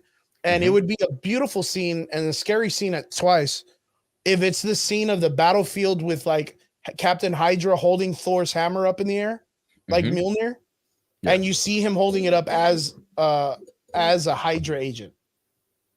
I think that, because there's a really crazy scene in the comic books. I want to say it's like 3 or 4. It's right when he takes over as Captain Hydra and everyone's in the battlefield fighting, and Jane Foster's Thor drops the hammer. And while Captain America, who is wearing a green outfit, not even wearing, I think he's wearing his Captain Shield, maybe or maybe not. I think he might be wearing his green one, but while he's wearing like something dedicated to Hydra, if not leading them, he then says, "If you think I'm wrong, then let me prove to you how right I am." And he grabs the hammer and picks it up as a Hydra agent. Yeah. And that trips the fuck out of everyone. because you would assume as a Hydra agent, he would not be worthy to pick up the hammer because he believes in all the, the propaganda and all the Nazism and all the imperialism and stuff like that. But yeah, he's able to pick it up and people are freaking out because they can't tell if he's right or wrong, but he's able to pick the hammer, which means he's worthy of something. And it's such an impressive scene to do because that's when it got really technical about what gives you the worthiness to pick up the hammer. Can I ask you a question? I love it. Go for it, dude. So you get sometimes you get bent out of shape for some of the creativity of some of the writers and creators of different comics or movies, but something like that doesn't freak you out. Fuck no. That doesn't, Fuck no. How does that doesn't make sense to me? Because what were they doing? What were they doing with Captain America before that? That's my whole point. Then when we have these conversations, so what in the comics made him? Did we ever find out what actually made him able to pick that up? Yeah, because even in the sense that he is a Hydra agent, yeah, he still 100% believes in his will. He still 100% believes in his means of doing it, and he's not doing it ill-manneredly. He's still Captain America with just the basis of Hydra. I don't want to say Nazism because that's not what Hydra is either. Okay. Like it's just a faction that sits that what is it that propagated itself by hijacking a branch of the Nazism culture. Yeah. But it's not Nazism. It's not like the whole KKK or whatever it is. Like, of course, we all have our speculations because that's what comic books do. But of course, when you get down to the nitty-gritty, it's just like a group of people who want to conquer the world. Of course, it just so happens they're run by a dude named Red Skull and or Baron Mordo. Baron Zemo, sorry, Baron Mordo. I said Baron Mordo. Yeah, Baron Zemo. Which is a fucking that's a great situation too in the comic books. But yeah, he ends up picking it up because he's still 100% Captain America, but he's just a Hydra agent, and he believes that method of dictation or the culture of what they want to perpetrate for the world is correct. It's not necessarily a scandalous thing. It's just that they believe in the way that it's like the United States and capitalism. Like we believe capitalism works. Yeah. But in another culture, they believe socialism works. And we don't always think that it's evil, but evil things have come from it. But can it work? Well, we don't know. It just hasn't been proven yet. Yeah. So that's the purpose. The purpose was Captain America was still able to pick it up because in his will, he's still correct in his worth. But that's what confuses the shit out of Thor, which is Odin's son at the time. And that's where he's out of me, so I know it confused the shit out of Thor, bro. Oh, you're like, fuck, dude. And the reason why he's confused is because he still cannot pick up the hammer. He was taught his whole life you have to be worthy to pick up the hammer. You have to be a worthy man. Yeah. But that's why he follows, even in that story, when Cap is evil and he's taking out a bunch of heroes, Thor is still on his side because he always follows Captain America because he's like the most worthiest man that he knows. It's the most awesome. I mean, we all love Captain America. Straight up, I love Captain America. So yeah, I was but in the process of it, there wasn't really a lot going on with Captain America, and they kind of like plateaued on his storytelling. So what do? You turn him evil. Yeah, you turn him evil. You put him into the thing that you wouldn't want to see him as. Yeah. And what does it do? It sparks a whole conversation around the world. CNN's covering it. I was gonna say I was not looking at any comics whatsoever, but that hit my radar as well. But you knew Captain America was a Hydra agent, and the world went nuts. Yeah. Comic book readers were like, "Fuck that! That can't be Captain America. You're fucking pieces of shit." People outside of it were like, "Damn, bro, did you see that shit? Hail Hydra!" Everybody, it was a joke. Everybody was Hail Hydra. Everybody in the ear, like you'd go up to a friend and be like, "Yo, Hail Hydra." Yo, Hail Hydra. It just turned into a big ass meme. But the comic book was really, really amazing. It even right now it still holds like it still resonates in the stories of the comic books right now, which is super, super amazing. But going back, I don't want to get way too sidetracked. That was a really cool conversation. The cameo that I'm very, very kind of like a little taken by, which I'm really, really excited to see, is which one? There's a lot of shit that's flying around the internet about Tom Cruise being in Doctor Strange Part 2. Oh, Mr. Mission Impossible Mr. himself. Mission Impossible himself. Okay. Now, does anybody out there in the comment section, do we know why Tom Cruise would be the guy that they're calling in for this? I'll give you like a 5-second head start. Oh. But yeah, man, Tom, man, and I just saw another picture today of him like with a badass, like, beard, and I mean like a real nice clean cut beard, low cut, real snazzy looking, real sharp. Apparently, well, let me tell you the reason why is because Tom Cruise was actually the second runner up, actually the first. He was approached first Yeah. by Marvel back in the early 2000s, late 2000s. 2007, 2006, around that time. Yeah. He was actually approached first to be Tony Stark. Yeah. They wanted him to be Tony Stark. And I think scheduling issues prevented him from actually doing it. Yeah. Yep. And that's when Robert Downey Jr. was approached and they brought him. I think Tropic Thunder and all the other movies that he was doing at the time were kind of up there.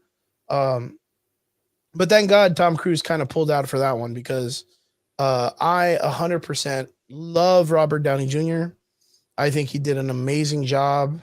I think it's a well-deserved part and path for a person whose life has been has had many downs and that changed it all around. Yeah, deserves his ups. Yeah. And deserves to be a hero in the eyes of people and to show people that he's a good man. Now he's an icon. Mhm. Kids look up to him and they'll never not know him as Iron Man. And I think that's probably, to me, that's like For a the dream best. come true for the world to know you as a superhero that you've loved your whole life. But yeah, Tom Cruise was actually slated to be Iron Man first and he denied the role. But that's like Will Smith being Neo also. So it's one of those things like, whatever happens for a reason and happens for a really great reason. But I think it's a really cool callback that they were like, hey, you know what, Tom, we really want you to come in and try this rollout. We approached you back in 2007. I think it'll be great. Oh, well, what do you want me to do? Do you have a role? And they're like, yeah, we want you to do the same one, but you're going to be a lot different. Mm-hmm. So a lot of people kind of know what's up. We've already kind of said it. He's going to be playing an Iron Man variant. And before you continue, I hear that he's not the only one that they did this to. No. Like there's multiple actors from what I'm hearing that were scheduled to be some of your favorite MCU characters that didn't make it, that are going to be playing a version of those characters variant in this movie. So yeah, it's pretty dope how they're doing it. Yeah. To get an idea, you guys can probably search this up in Google, but type in Marvel casting in the 2000s or whatever. You'll see a whole list of actors from like the early 2000s that people are like fan basing characters on in the Marvel universe. It's really funny. I think it's just hilarious, but some of them are pretty good, like Brad Pitt as Captain America. Yeah. Like just really, really crazy roles, but yeah, it's good casting. But there's a lot of speculation that there's a lot of people like that. But the Tom Cruise one kind of really catches my ear. And the reason why is because, of course, the MCU right now is riddled with the death of Tony Stark. The idea of them bringing back a Stark variant could mean a lot of things. Now, we know for sure that we've heard from some pretty good sources that the Illuminati is going to be confirmed in this series. That in Doctor Strange 2, some way, some force of nature is going to bring the Illuminati together. Which, if that's true, that's fucking badass. That's fucking badass for all the characters that it's going to bring up. Sorry, I'm burping. But the apparent Tom Cruise variant that we're supposed to be getting is Superior Iron Man. Now, if you are unfamiliar with Superior Iron Man, which if they're gonna, man, dude, fuck, if they're gonna do Superior Iron Man, yo, I'm 100% sold that Doctor Strange 2 is gonna be the best movie on the planet, dude. 100%. I tried to fucking tell you, bro. I mean, we know it's gonna be good. I know it's gonna be good. I already told you I was sold on it for America Chavez. I already told you I was sold on it for America Chavez. I think it's a great idea for them to bring him in. They're gonna fix all the Young Avengers. They're gonna clean up the timeline now for all the comic books that are getting shit on, and Marvel's gonna have a golden age. You watch, it's gonna happen. Mhm. But Superior Iron Man is such a piece of shit villainous like Iron Man that would be amazing to see it happen. Now, to fill you in, if you don't know the story, I'm gonna give you like the fucking 5-second cliff notes. Superior Iron Man was Tony Stark after a comic book arc called Axis. And in Axis, all the supervillains and superheroes switch. So all the superheroes become supervillains and all the supervillains become superheroes. Well, when all of that shit gets turned back to normal, this Iron Man, who's a fucking genius, figures out a way to stay evil. And when everybody goes back to normal, he just plays it off and just does all that shit. But in that process, while he's doing this, he creates like an app, like an augmented reality thing that literally gives you beautification to however you want. But you need to pay for that service, and it's $100 a day. So Iron Man is banking. Then he makes it to where everybody's addicted to it. Just completely addicted to it. And then he starves everybody of it. And then he turns it back on for him after he's able to control and get all the control in the world. Like Literally the meta Amazon. world.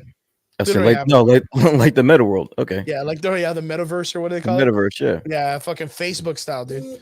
Like, Right. dude, he ends up turning into this huge piece of shit, like money grubbing, fucking super stingy, like playboy philanthropist billionaire that he is. Yeah. And yeah, he just ends up being this really douchey villain. And I would love to see fucking Tom Cruise play this character. I could see it. I could see it after his fucking character that the dickhead lawyer in Black Thunder, or what is it, Tropical Thunder? Dude, the dickhead lawyer that he plays, the fat dude, the bald guy. Yeah. I could 100% see it. Tom Cruise has always made. I always see Tom Cruise as this guy that does comedy better than serious. Like, yeah. even though he does some really serious movies, of course Mission Impossible movies. He did that Nights one, Night and Day or something, where he's like with Cameron Diaz. Okay. I don't even remember that one. Yeah, it's just an action film. It's all action shit. Yeah. But every time you put this guy in a comedy, he fucking knocks it out of the park. Knocks it out of the fucking park. So if you can get him to come in and be like this billionaire, millionaire, asshole guy that just fucks everybody over, and at the end he's like, I told you, like, Yeah. it's about me. It's about me. Dude, I can't wait. I can't wait. Because what I've heard also, you got to correct me if I'm wrong, man, is Doctor Strange 2 is going to consolidate a lot of the multiverse at the end into one consolidated universe.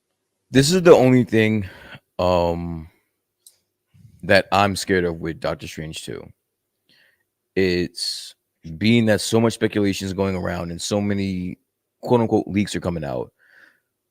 If we were going to manage our expectations like none before, it's going to have to be with this movie. There is going to be an insane amount of shit going on at one time. Man, I'm not even fucking lying. This movie is only going to have a runtime about 2 hours. So if we do get Tom Cruise as Superior Iron Man, you may have to be okay with him not getting flushed out the way you want him to get flushed out. Yeah, because I feel like it's not gonna be one of those standing characters. It's not like a continuous comeback and let's run a series or whatever. It's not. I honestly feel as though it's going to touch on him being the version connected to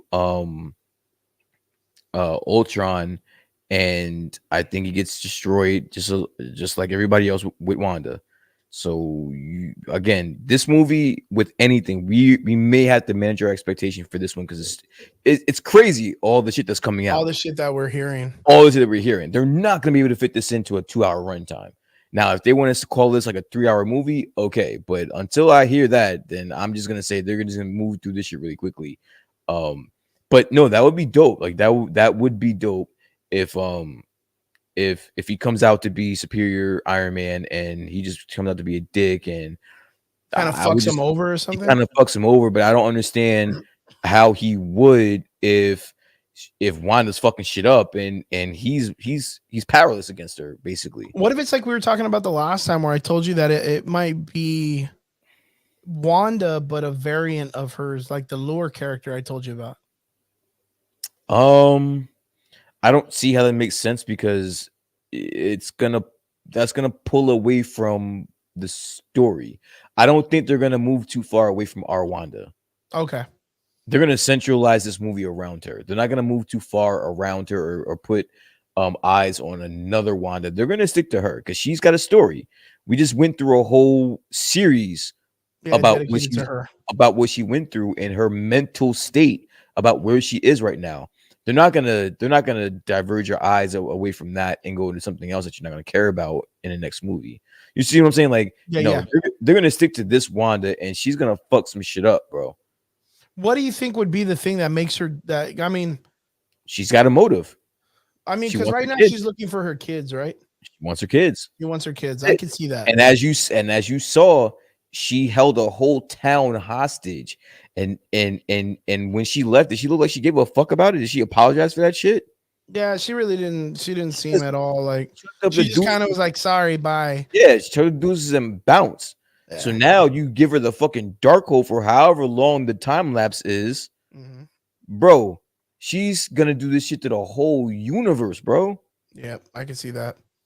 I can see Yeah, it. bro. I This mean, shit's gonna I be think nuts. I did show you that clip of or the comic book part where there is that character where there is a multiversal version of Wanda that goes around and kind of like conquers.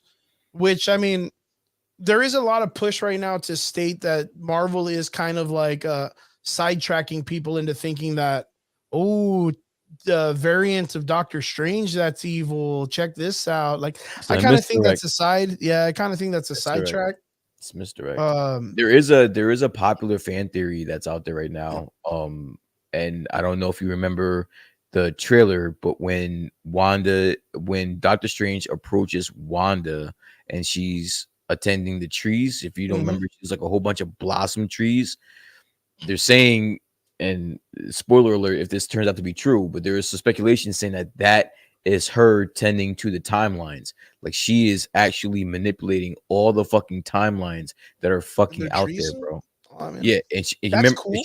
yeah, and like that's how she's able to manage them is by envisioning them as trees, or anyone that approaches her, they're envisioning them as trees. And I think that's fucking dope, bro. That's Oh, just, that's. I mean, that's bro. man. That's some symbolism like crazy if they could That's pull some that shit off. fucking great shit, bro. I mean, that's pretty cool.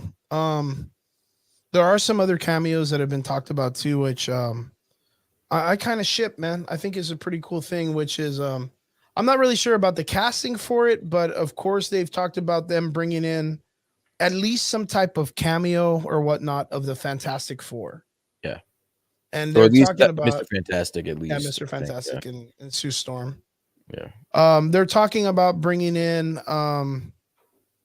literally the cast of that one movie, Silent, or what was it? The one where they have to be quiet, the Quiet Place. Oh, you're talking about John Cusack or something. no, I don't know. Krasinski, Yeah, that guy. Krasinski. Mike Wazowski. Yeah, that guy. Yeah, Mike And Wazowski. and his wife. But And I his think wife, I don't know if that's gonna be true. I don't know if they're gonna be able to pull that off, but that would be yeah, I fucking kind of dope. feel like that's a little too close to other movies that are pretty. I mean, comparing Quiet Place to- John Krasinski, right? John That's his name. Krasinski. Yeah. Yeah, John Krasinski. Comparing Marvel to A Quiet Place, I mean, it's like fucking. It's not even close, but I mean, it's a big enough franchise that you already know these two characters from that series. But Are you a fan of Black Bolt? yes, Okay. I'm pretty solid on Black Bolt. Okay. I've heard speculation that they're kind of considering bringing in a person to play him, especially for the role of the Illuminati. Mhm. So I'm guessing if they do that, we're not going to get a face of the character. So they could really bring in a lot of different people, because Black Bolt in several stories, he has like, of course, like a regular superhero mask, like that has the open mouth. Yeah. And there's recent ones that he's kind of got like almost like a muzzle, like a really like a knight's looking sharp muzzle on his mouth. So there's different variations of the character that they could bring across. Would be fucking nice though, because boy was that a series they fucked the shit out of, dude. The Inhumans. So if they can go back and get their shit together, I would fucking love them. Mm-hmm. But yeah, Black Bolt would be a really great thing if they do the Illuminati. If they do the Illuminati, I'm pretty sure that he's gonna come out in it. So Absolutely. I'm pretty hyped about that. But then again, like that would be also, if they pull this off, that would be the first iteration of us getting our first look at Namor. Because Namor will be so we'll finally see that Hispanic guy playing the Namor character, or at least some type of like of him just standing there looking cool in his Speedo or something. Like, do you think he's gonna pull just the Speedo, or is he gonna get a suit?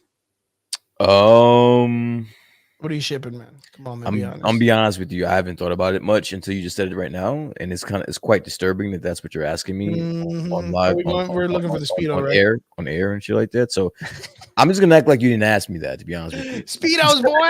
Speedos. This boy's wearing green Speedos, man, and he's gonna have the fucking wings on his feet. You watch, dude. We're getting it. We're getting the whole 9 yards. But yeah, dude, I'm excited. Fucking Doctor Strange 2, as the days pass, is looking more and more like something I'm really fucking excited for. Yeah. But before anything else, I want to cut it from Doctor Strange 2 and jump right into the next thing, which I think is very, very important to talk about. Okay. Which is I have to talk about the other one of the two. We got a magnificent trailer drop today for DC. DC dropped a fan-tastic trailer titled All right. It was The World Needs It was Heroes. cool. It was no, cool. fuck no. It was amazing. It was cool, bro. Yo, it was right. If anyone's out there, please tell me you saw the trailer for this DC shit called The World Needs Heroes. Tell me you saw that, and tell me it didn't give you goosebumps. For once, DC hit the nail on the head. Why? Because they gave you a dope fucking trailer from some shit that isn't even out yet? Come on, bro. You want to know what it was? It was Give me a movie. Give me a movie that I can fucking feel good about. It was me. This is today. Because of course, you know how I am. You know exactly how I am, because I fucking tell you all the time in the fucking group chat. As soon as it happens, I'm like, fuck it, that was stupid or whatever. Like, I am not at all fucking filtered when it comes to this shit. To see them list, and I'm sold. I'm 100% for it. Ben Affleck, Black Adam, the way the Flash looked, and then of course Jason Momoa as Aquaman, all together on a banner, as if they were the new kind of like lead up to what they're gonna do for the Justice League going into the future. Yo, I was not shipping the idea of Robert Pattinson being the Batman of the Justice League because it looks so weird and dark and all this shit. But he's not. Them all together. But he's not though. This is who knows? Who knows? But it's been said this is a one-off. He's not part of the same thing they said about Joker. Same thing they said about Joker. And he's not coming back. And we're getting a part two, but it's not part of the DCEU. But we don't know that yet. And we don't know that because of what they're gonna do with the Flash movie. Okay. Look, like why? Look, if they're not trying to find some way, okay. It has been stated before you continue. It's been like stated that the Joker movie is not part of the DCEU. It has been stated. It's not even the Joker. It's been stated that the Batman movie is not part of the DCEU.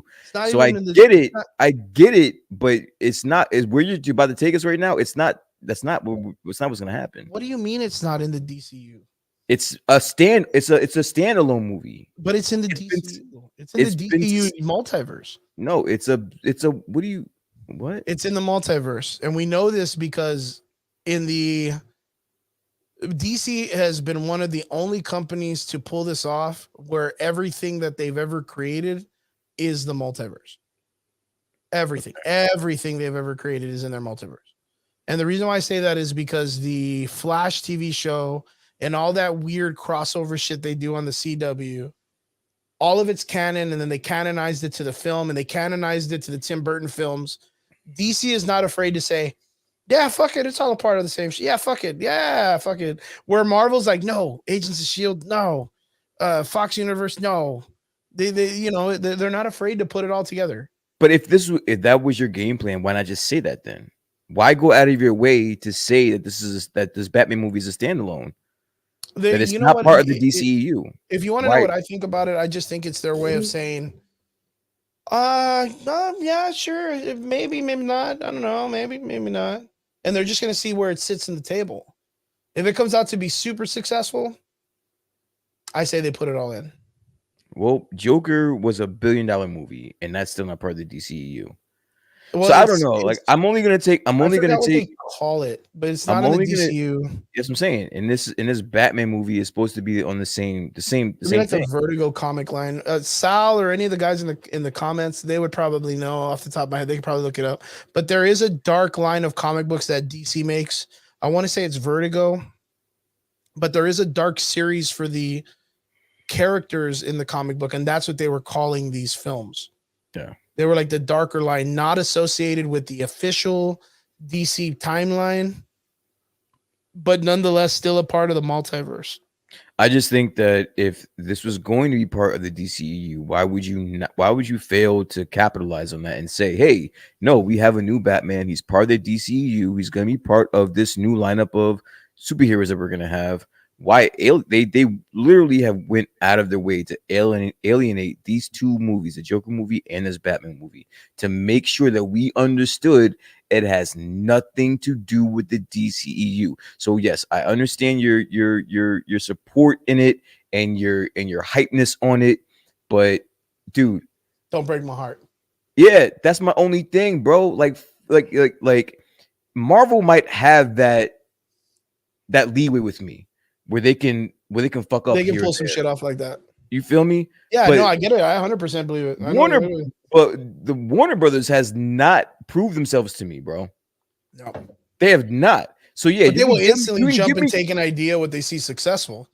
Fair enough. Yeah. You can give me a dope trailer. Give me a dope fucking movie, bro. I'm tired of you motherfucking DC motherfuckers. I'm tired of you, bro. Give me a dope movie, bro. Do you remember the talks? I don't know if you were into it at the time, before the Justice League Snyder, the original one, was coming out. Mm-hmm. And people were wondering who's going to be the Batman in that series. Okay. And there was a really, really big hype that it was going to be Christian Bale again. That it was going to be Christian Bale was going to come back because that Batman, that was Batman. Mm-hmm. That was Batman at that time. And then, of course, we got Ben Affleck. And there were so many people that shit on the idea of Ben Affleck because they were like, dude, have you seen this dude? He's like a bucket of chicken, man. Like, he don't even look like a superhero. He's like, a bucket of chicken. Dude, he looks like some fucking slippy beat, man. Get that guy off the stage, man. He ain't no Batman. And lo and behold, he ended up being probably one of the best fucking Batman we've ever received in our lives. Right now, when they made the Joker film, we had a really crazy episode about that when it first came out. I was not a big fan of it. I love that movie. It's a great movie, but I thought it was a cheap cop out for them to be like, well, it's not really a DC movie, but let's call it Joker. That's like me being like, well, I'm gonna make a fucking video game about a little blue dude, but I'm not gonna call it Mega Man. But he shoots a little ball out of his hands and he's dressed in blue and he zip zaps and takes everybody's power when he kills. Mm-hmm. Not gonna call it Mega Man though. I'm gonna call it fucking mighty little dude. Yeah. And it's like, well, I mean, you took all the ideas of Mega Man, or just fucking call it Mega Man. But of course, they had their own rendition. And what's really crazy is there's interviews. You can go back and watch it. When the guy is brought to the attention that nobody liked that movie, or people didn't, gravitate towards the Joker movie, and they should have done it. He's like, oh, I mean, it's up for interpretation. It's an artist thing and this and that. But the moment someone agreed with him, he's like, yeah, we did this because of the Joker and la la la. Like he would grab at the idea of it being the Joker when it was a positive message. Yeah. But when it was a negative message, he would easily kind of like shun it as our creative disapproval or whatever. But the idea was you could have simply made that movie on its own without it being called the Joker. Like, it was a great movie. What would you have named it? Arthur. I don't Yeah, even want to ask that. yeah. Why would you even ask that? It's such a great movie. You said And it you would multiple. have still watched it and still would have loved it because it's a good movie. And not only that, the thing is the movie itself took a lot of points from The King of Comedy and Taxi Cab. Like they were both movies made by that director guy, not Roman Polanski, but the other dude, King of Comedy. The King Comedy, Okay. Oh, the the old school De Niro movie. gotcha. Yeah. Yeah, both of them are De Niro movies. Okay. They both took a lot, man. Dude, literally, Arthur's both of those movies put it into one. Okay. But overall, it's a good movie. It's a good, solid movie. Mm-hmm. But it throws a lot of just different curveballs into the idea of the timeline, where it would be because of where they placed the Joker in the timeline. That's where a lot of people were disapproved by the story. Mm-hmm. You know, he's close to late 50s, maybe early 60s. Bruce Wayne's barely 10, 11 years old. That's going to put him at a solid 70, 80 by the time Batman's a teenager, adult. Not even. I think in that movie, I would put him in maybe like his early 30s, maybe mid 30s. I'm in my 40s, and fucking Joaquin Phoenix looks like a dried old pair of nuts, man. I don't know. You telling me I look older than Joaquin Phoenix? Come on, man. I'm not saying any of that. I'm saying that I can say that in that movie he could pass. If you were to tell me that he was 34, 35 in that movie, I can understand. And see, that. my boy Marco in the comments goes, "Oh, dude, well that's easy. What if they're trying to bring in the three Jokers from the different universes? They can't because they're saying it's not a part of the DCEU. Then they're just hijacking other parts of the story that benefit them to try to make this story work in a And what three Jokers are we talking about? Oh, so in the comic books, they wrote this story where there's three Jokers. Okay. There is the criminal, the mastermind, and then the comedian. And they're all different variations. Which, if you think about it, the Cesar Romano, the Jared Leto, and then the Jack Napier Joker. And they literally consolidated it where it's literally three Jokers at once. No, I get that. I understand that point. I'm just saying, where are we getting these three Jokers from? Because one of them, the universe doesn't even really exist anymore, but the Flash and Aquaman and Wonder Woman still exist. But it's off. This is what I'm saying, bro. Yeah, it's just that DC hasn't really coherently made a bro. story, like they don't have that credit with me to be pulling this shit off, bro. Just give me a fucking solid movie. You can fucking trailer me to death all you want, bro, but I need a solid movie before, like. And Wonder Woman 82 or 87, that wasn't it. That was bad. That was really bad. That wasn't it. That was a fucking shit movie, man. You feel me? So it's like, and somebody said something about Zack Snyder. Again, I know everybody loves this the Zack Snyder cut. I love it as well. That movie has to go in with an asterisk. All right, it goes with an asterisk. He was given 4 hours to tell a fucking movie. Yeah, so it's gonna be good. It's gonna be good. Yeah, you can't have a 4-hour movie and it not be good when it deals with comic book characters. And again, either way, give me a solid movie and then we'll talk. And then I think so far the solid movies are the ones that are staying behind. Which, of course, I think Shazam was solid. Mm-hmm. I think Aquaman did very well too. Even though I think Aquaman 1 had a lot of shit going on. I think that was $1 billion movie too. Yeah, I think it hit the mark, but in the aspect of it, that's why like when they got into this idea of making the Joker movie, and then all of a sudden they were going to do this Robert Pattinson Batman, I thought it was a huge mistake.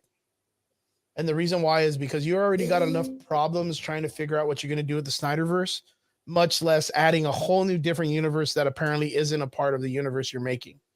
So why make people more confused? The trailer looked amazing. And in that trailer, they put Robert Pattinson, Black Adam, fucking Aquaman, and the Flash. And the Flash, fuck, he looks good. Like everything about the Flash looks amazing. The way the fucking lens comes down, that's going to be the barometer for me. Man. That's going to be the tipping scale for me. However, the Flash movie does. Yeah.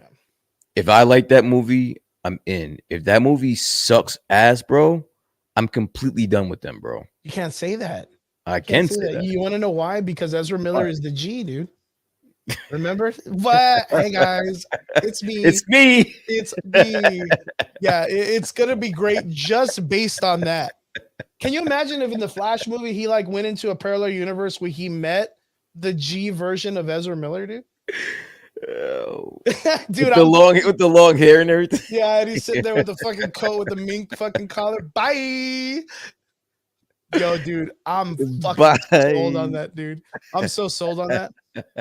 Yo, but for real, is like even not only that, Shit. in the trailer, we got our first look at like a cinematic variation of fucking Hawkman. Yeah. Yeah, the opening wings, that looked great. But dude, Pierce Brosnan, or how do you Pierce Brosnan, whatever the fuck his name is, as Dr. Fate, dude. Oh, that was great. That was and I've heard it all over the internet today, and I'm so fucking taken at it. Whoever casted him as Dr. Fate, give that guy a raise.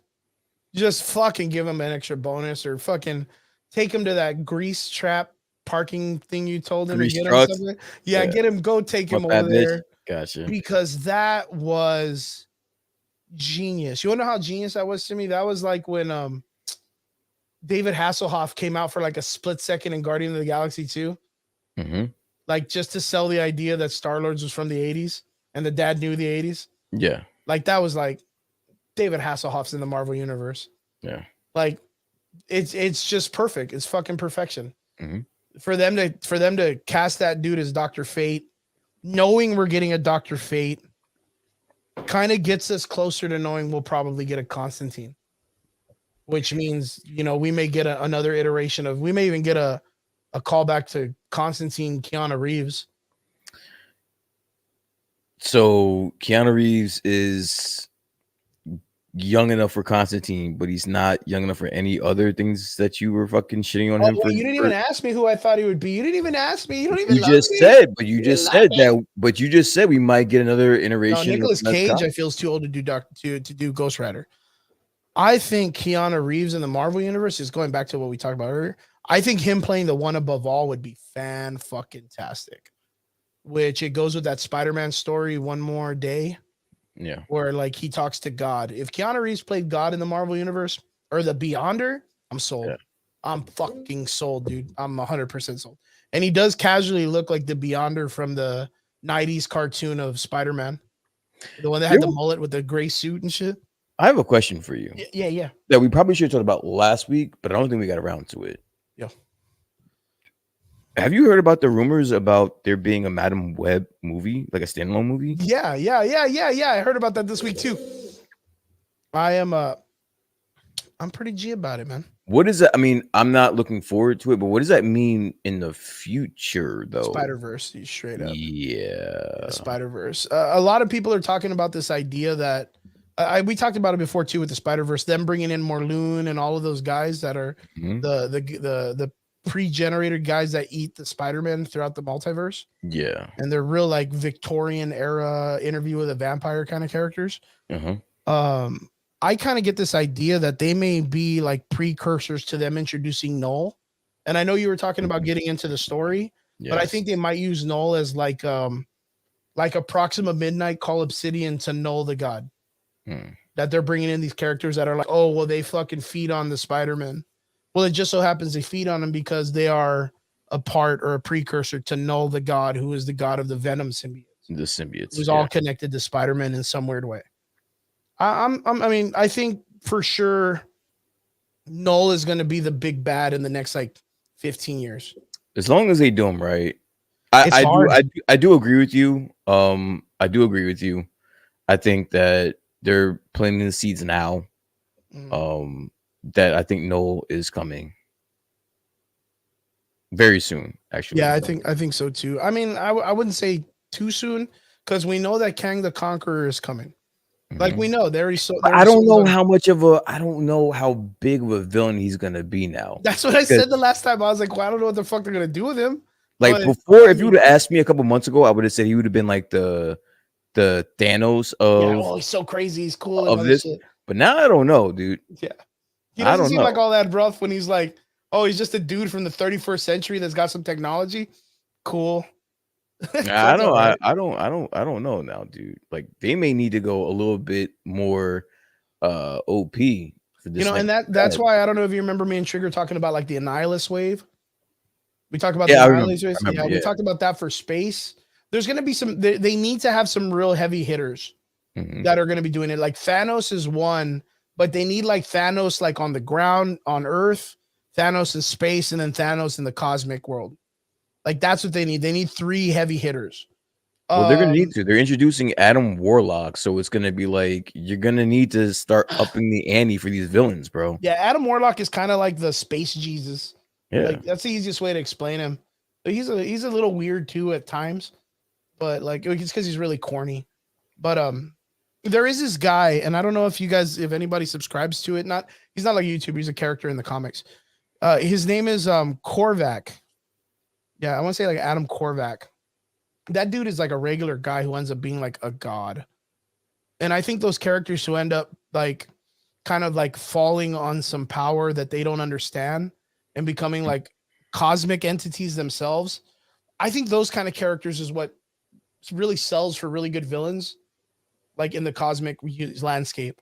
If you have someone like the Collector or like the Grandmaster, Mhm. like you're kind of like, oh well, these it's like Dragon Ball's episodes. Like you're just like, oh well, these guys were already just in space. Yeah. Like why didn't they come do this shit like 12 years ago when no one would have bothered them? Yeah. Like why now? You know what I mean? Like so yeah, those characters don't get at me, but like the ones that just like they're in a cave and they stumble across a gem and now they're gods, like those characters I think will fuck start like the entire universe in a heartbeat. Mhm. Those are the atom bombs that you just don't know, like, you know, one moment. It's kind of like the WandaVision when she stepped into her like witch powers. Like you didn't realize how fucking strong she was until that shit happened. And Yep. her herself as a character showed you the audience. Fuck, I didn't know I was this strong until I realized it. And then Yep. you were kind of like took into concept like, oh fuck, dude, these guys are they're fucking they're done. They're This shit OP, can't even yeah. control their shit. Yeah. It changes the landscape a little bit. So for like a Keanu Reeves character in the Marvel universe, I would say like the Beyonder. The Madam Web story does deal with the Beyonder also. Mhm. But the Madam Web story, it's very, very interesting. She plays like this. I mean, casually, she's like a Spider Woman character. I know that the first iteration, the older one, I forgot her name was like Carol Baskin. But her name's Carol. She was like a paraplegic, and her husband made her like all the spider web shit. Mhm. And then all of a sudden she just gets picked up and turned into like this like yeah, Carrie Fisher. I don't think she could play Madam Web anymore, Marco. She might be busy. Yes, yeah, she might be. Unless they're gonna pull a Star Wars and just add some strings and marionette her ass, dude. Just fucking puppeteering that shit. I kind of think they're gonna go with a younger variation of Madam Web. Yeah. And what's cool about that is that character was a younger psychic character that didn't even have spider webs. She like used like psychic energy to create webbing. So But like, that's not weird though that they that there's leaks or yes, confirmation that there's gonna be a Madam Web movie and we don't even know there's no she's not even it's introduced. just a weird character. Yeah. That's for me. Like but then again, Marvel wants to do a Craven movie, and they're doing a Moon Knight series. They're doing a lot Sony. of risky No, characters right now. this is all Sony right here. Like this is Sony just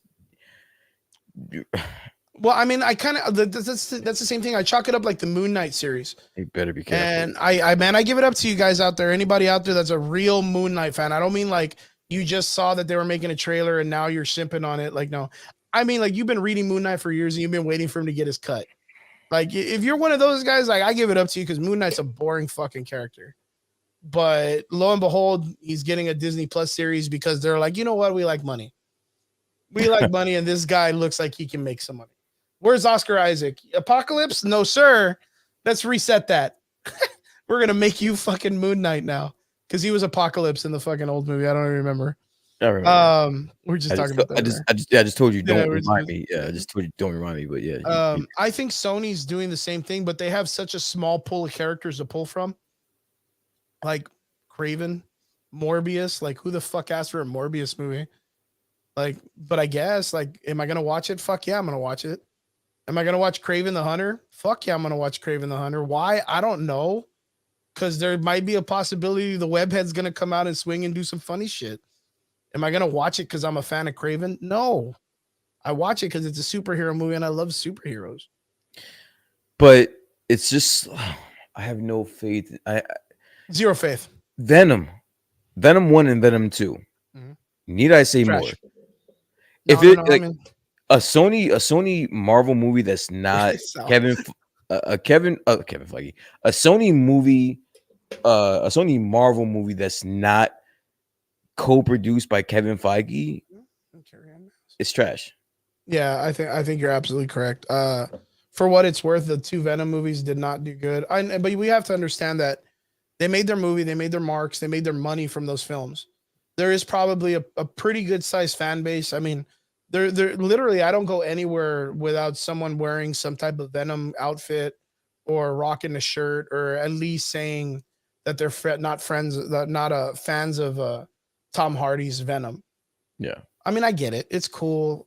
For the people that are kind of a little bit more invested in the character, we're a little bit brokenhearted because they feel like we didn't get the right variation of the character. I think from No Way Home, I think Sony sees the success of all this nostalgia and all the weird, like, oh, we can get away with that and people like it. People love this. They ship on that. Dude, we'll totally give you more corny things and weird things that we didn't think were gonna work. So like, I don't know. We may end up getting like a weird dummy variation of Venom. We'll get him and Carnage being like a buddy cop movie. Like, we're gonna get all that weird shit. You'll Out of get this. that shit. I ain't watching. You already feel it. You already feel that Sony's like they're the type of company that'll go on that range just to make their money and milk the shit out of it. Watch that. If you didn't know Sony was gonna milk it, they would not make a Morbius or a Craven movie. The only way that I would see Sony being successful with a Morbius movie, if it ties into Blade. If that movie does not tie into Blade in any way or into the Black Knight series, 100%. I honestly don't think Sony fucks with Disney like that. Yeah, I don't think so. And if they had this little deal with Spider-Man, but I don't think they fuck with them that much, yo. There's a big part of me that thinks that if it does not line up with those movies in at least some way, Sony's not playing. They're not playing ball. Oh, yeah, they're not playing ball. They don't fuck with Disney that tough. All right, listen, we have a mutual understanding. All right, we're gonna take the Spidey motherfucker over here. We're gonna make $1 billion and call it a day. You know what I'm saying? You know what I'm saying? But when it comes to that Morbius, that's us, bro. Don't we'll make a couple billion or 100 million. Don't worry about it. We got that. Yeah, that's it. That's kind of like the way I feel too. I feel like it's just, yeah. But going back to the DC trailer, we got a lot of great things. We got what was his name? Adam Smasher was in it. Okay. We have Sarah Sahai. She's gonna be playing Adriana Tomaz, which is gonna be Isis, which is gonna be Black Adam's girlfriend. Okay. And then we also have Cyclone, which is going to be played by Quintessa Swindell. What a beautiful fucking name. Quintessa Swindell. That is a beautiful fucking name. Shout out to her parents for giving her such a badass name. But yo, straight up, the trailer was amazing. We saw Jason Momoa in a skin tight suit. And he's single, everyone. Don't forget. So everything looks good. Not really. I think he's there's you know what? I'm not even gonna comment. I'm not gonna comment about that. Oh yeah. We're not gonna talk about that. we don't mention that name. It's like Voldemort in the DC we don't mention that name around here. Yeah. For what it looks like, for being a trailer, I think DC hit it on the head. For once, they hit something on the head. I mean, if it was a company making award-winning trailers, like that would have been it. I will agree. Of course, I 100% am behind you in saying they still haven't given us something definitive. Yeah. Yes, the Joker movie was good, but they've claimed it themselves that it's not a DC movie. It's not a part of the universe. We understand what they're doing with it, but again, we both, I think, talked about this a long time ago, that it's a very confusing time for the DC franchise, and they should not be doing split universes and all this other stuff. They should constantly focus on one constant story and make it legitimate and make it solid, make it founded and solid to give the fans something that they can really, really get behind. The independent films that they're doing independently of each character, that's fantastic. We're gonna watch them and we're gonna love them either way. But I feel like I don't know if you feel this way either, that it's kind of like a waste of perfectly good timing that they could be putting behind something bigger. I think they have a really great Flash that could literally help them do anything in the storytelling. Because I think if they lose Ezra Miller as an actor, they're gonna basically use Zack Snyder's character to erase Zack Snyder's shit. Zack Snyder's story. It sounds shitty. That's exactly what's gonna happen in this movie. It sounds shitty, and I believe Ezra Miller with all my heart when he's like, "I'm not gonna delete shit. Take that to the bank." I'm not gonna deny him because that guy's gangster. Like whatever that guy says goes. That's gold right there, man. But if mark my words, if Ezra Miller leaves DC, like if he's like, hey, you know what, guys, like I love the Flash, he's my character, but I gotta do other things. That's it, dude. Like the DC franchise is gonna be dead for a really good while. I'm not gonna hang that on the balance of him leaving, because I think that's something that is a real thing. It's a real thing. He could leave at any time. Ezra Miller is a very talented actor, and he can leave and do some other shit. You saw that with the Fantastic Beast and all that other shit, but yeah, I'm gonna say we saw that in the live feed. We saw that in the live feed. I will say that pertaining to this trailer, it was inspiring. And you got my attention, but until you come out with something decent, which we've said on this show plenty of times, I am looking forward to the Flash movie personally. I want to see it. I'm a Michael Keaton fan. I'm looking forward to it. I think this is going to usher in the new not universe, but the new chapter in the DCU. I'm looking forward to it. This is where I'm drawing the line. So it's Flash or bust for me. And you need to knock this one out this park. Yeah, and Sal says, I think they can find a better Flash. I mean, they can find probably a more fit. I'm invested now, dude. Fuck like that. You know, they could probably find a more full version of the Flash, like more muscular, because the Flash is usually a pretty more stout individual, almost like a college Olympic track runner size guy. So Ezra Miller does kind of fit this like very tiny person role. But if you haven't seen the video of Ezra Miller calling out the KKK, that will sell you on this dude being the Flash, dude. Because boy, did he go from fucking zero to gangsta in like milliseconds, dude. That was amazing. I'll always reference that shit no matter what. If I ever meet Ezra Miller, dude, that's gonna be the whole fucking conversation. But yeah, guys, if you haven't seen it, the DC trailer's out. It's called The World Needs Heroes. Yes. I recommend it. It's like 30 seconds long. It ain't shit, but like you'll get goosebumps in the right places. Go check it out. Highly recommended. Now onwards to our last conversation. We've reached our 2-hour mark, which I think me and Brian earlier were like, dude, let's try to do 2 hours. Let's not go crazy. But I think we have a little bit to talk about this. Yeah, let's get right into this motherfucker. I want to hit it head on. I want to hit this shit running. If you haven't seen it, the Book of Boba Fett's got its finale out. Guys in the comments, ladies in the comments, whoever's out there in the listening land, put in the comments what you guys think. What are your predictions? Full spoilers. Straight up, fucking putting it out all on the table. Just wrapping it there. Yeah. Brian. Sir. On a scale of 1 to disappointment, what would you rate this episode? This episode or the series? Scale of disappointment. What would you rate this series, dude? The series, episode then the series, because I mean, you gotta give episodes. Episode, I'll probably give it like a 6 out of 10. Okay, good. Yeah, that's cool. And the series? Series 5 and 6 for him. 5 and 6 for 5 and 6 for him, motherfucker, bro. So I'll probably give it an 8. 8 out of 10 for series, only because of 5 and 6. But for this finale, I probably give it a 6. I want to give a quick answer real quick. Vince, I have not caught up on the last episode of Peacemaker. It's probably funny. The show's fucking hilarious from what everybody's telling me and whatever I've seen.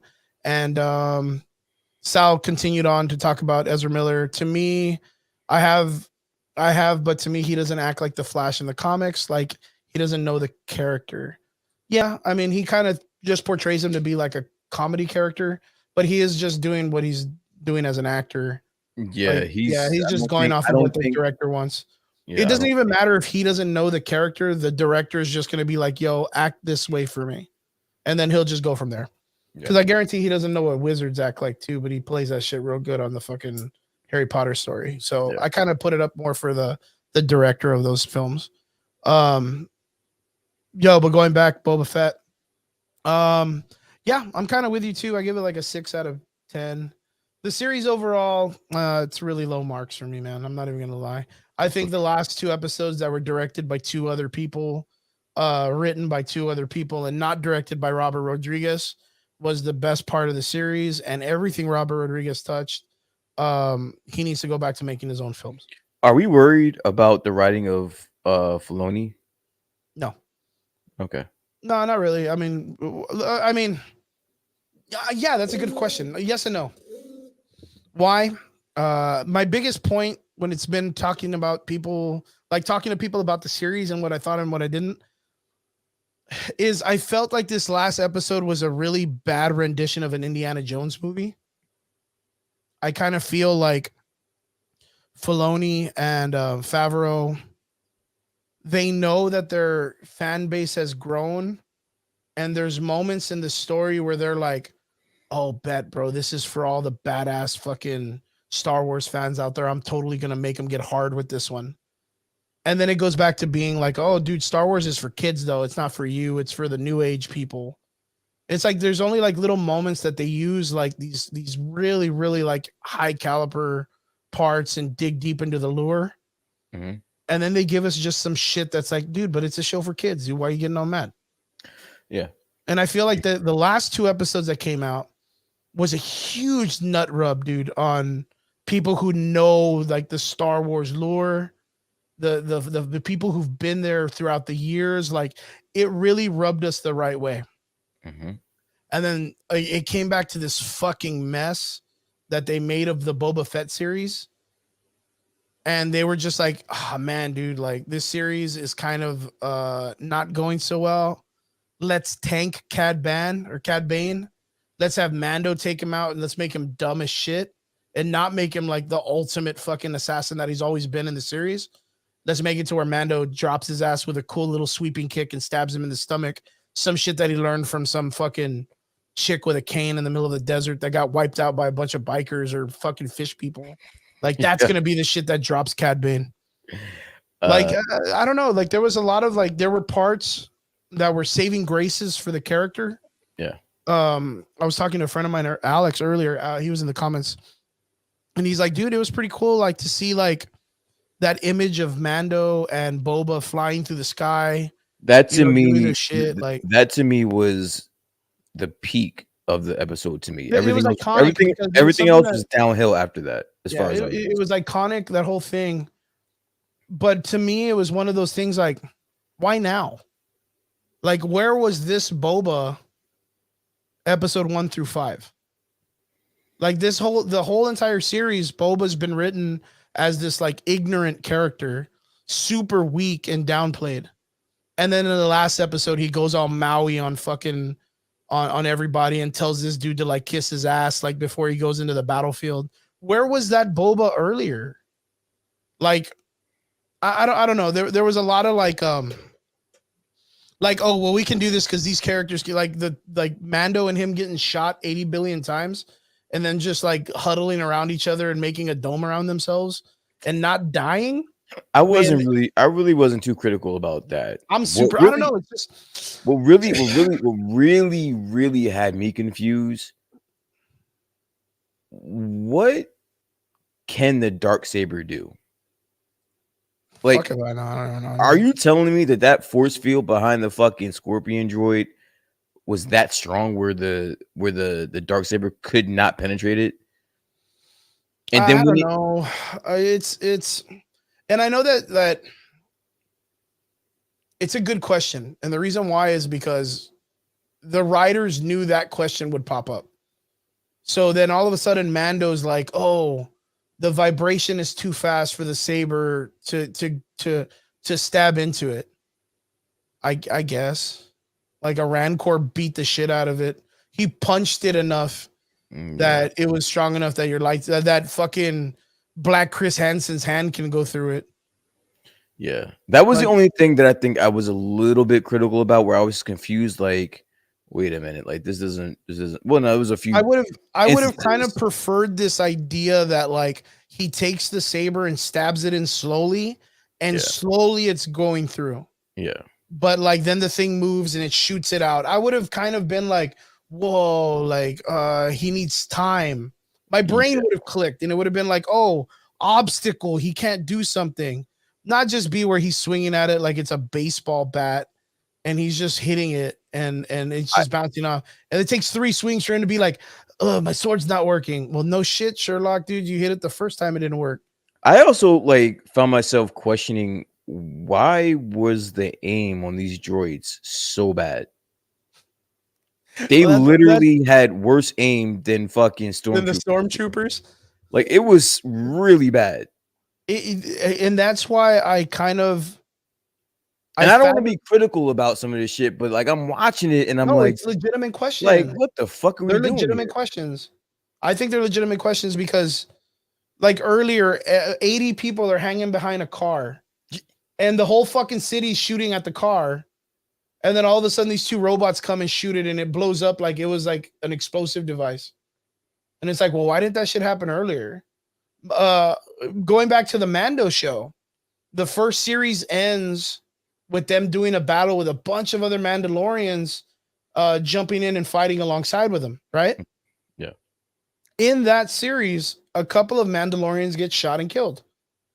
But how is it Boba and Mando can sit there and take 80 fucking bullets and just get shot and get tired? Like, I don't know. Like, there was a lot of weird shit that was just written in because they needed it written in. They needed it written in. It's just That it, was it the only thing that really bothered me was the dark saber with the droids. And then the other thing that really had me like scratching my head was the Rancor being scared off by Cad Bane with the flamethrower. flamethrower. Like he like literally the Rancor was like, man, fuck this shit. I'm out of here. He literally said that, like in his Fire. face. Yo, he just dipped on the fire. Like, holy shit. Yeah, I was kind of, I don't know. That one was a little bit weird to me. But other than that, I honestly I enjoyed the episode. I still give it a 6 only because like I had to scratch my head way too many times. And there were just some things that just didn't make any sense. I do get you wanting to close out the series. I don't think you had to kill Cad Bane or pretend to kill Cad Bane to do it. That dude's dead. That doesn't make sense. There's still speculation that he may still be alive. That dude's But dead to me. I don't think you needed to sacrifice him to get that point across that it was a closed I thought it was a waste of a good character. chapter. Yeah. There was a lot of talk online about, yo, isn't Cad Bane like super old by now? They don't really, and they do have backstory about their race of characters in the Star Wars universe on how long they live. So, and it just so happens that in this episode, which was written, of course, months ago, maybe years ago, there is a part where, you know, Boba and him are talking about like, well, in your old age and blah, blah, blah. There's a lot of like old age talk. So the idea is there that the character has aged very well. Mhm. Like they've aged a pretty good amount from their clone sagas and the Rebel stories and stuff. So the idea that Cad Bane dies in this series is literally a martyr to build the lure of Boba Fett, which is in the, I guess, in the franchise to make it be like, oh, there's Boba, the guy who took out Cad Bane with a stick or whatever. Which But you did everything you could possibly do in this entirety of the series to nerf Boba Fett. yeah, and that's been my biggest gripe Just of for the whole him to be, just for him to go out like a badass to kill. I mean, I guess I'm not gonna be I'm not gonna be too critical about it because it did give me.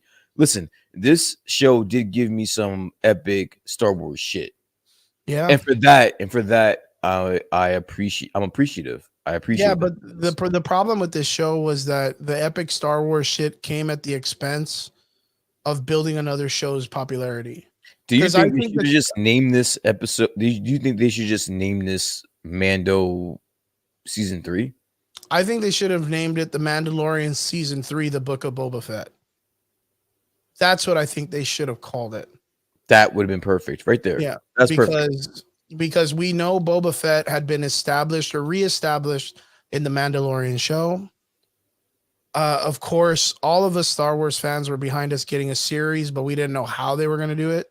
Which I give it up to Filoni and Favreau for being like, hey, you know what? We'll take it on. We'll take it on. We'll make a backstory for Boba since no one else has ever done it. I mean, yeah, they took a chance. I think it kind of missed the mark. But I feel with the popularity of the Mandalorian show has a lot of saving grace. Like, I feel like, you know, It might have overshadowed the show, though. the entire show. It overshadowed the show, and then you add Luke and Ahsoka. Mhm. Holy shit! Yeah, like they That was really, ballsy. yeah, That they was really used the shit out of that show to fucking build it. That I'm was more excited for the ballsy. other stuff than I was for the ending of the Boba Fett series. For what it's worth, like I said earlier, the Boba Fett series finale reminded me a lot of. You know how like when people go to Disney World and they post up videos of that shit, Yeah. and they always have that one like stage performance where Indiana Jones steals that little like rock gold Yeah. monkey and then runs from the boulder, and all of like that calamity is going on while he's running. Mhm. And then like even some of like the stage hands that are like the staff come out to see if the actor's okay, and then he's like, aha, I'm back to being alive, and they're like, oh, he got us, oh, gee willikers, Mickey, or whatever the fuck. I feel that was the ending of this episode. Dude, the fucking chick pulled out like a futuristic musket to snipe with. Like, okay, yeah. yeah, and then like they did like the little oh, you go that way and I go this way. And then they had Mando running through the city and dodging laser beams, and then they even had a who's on second, what's on third. The chick shows up in the fucking rickshaw.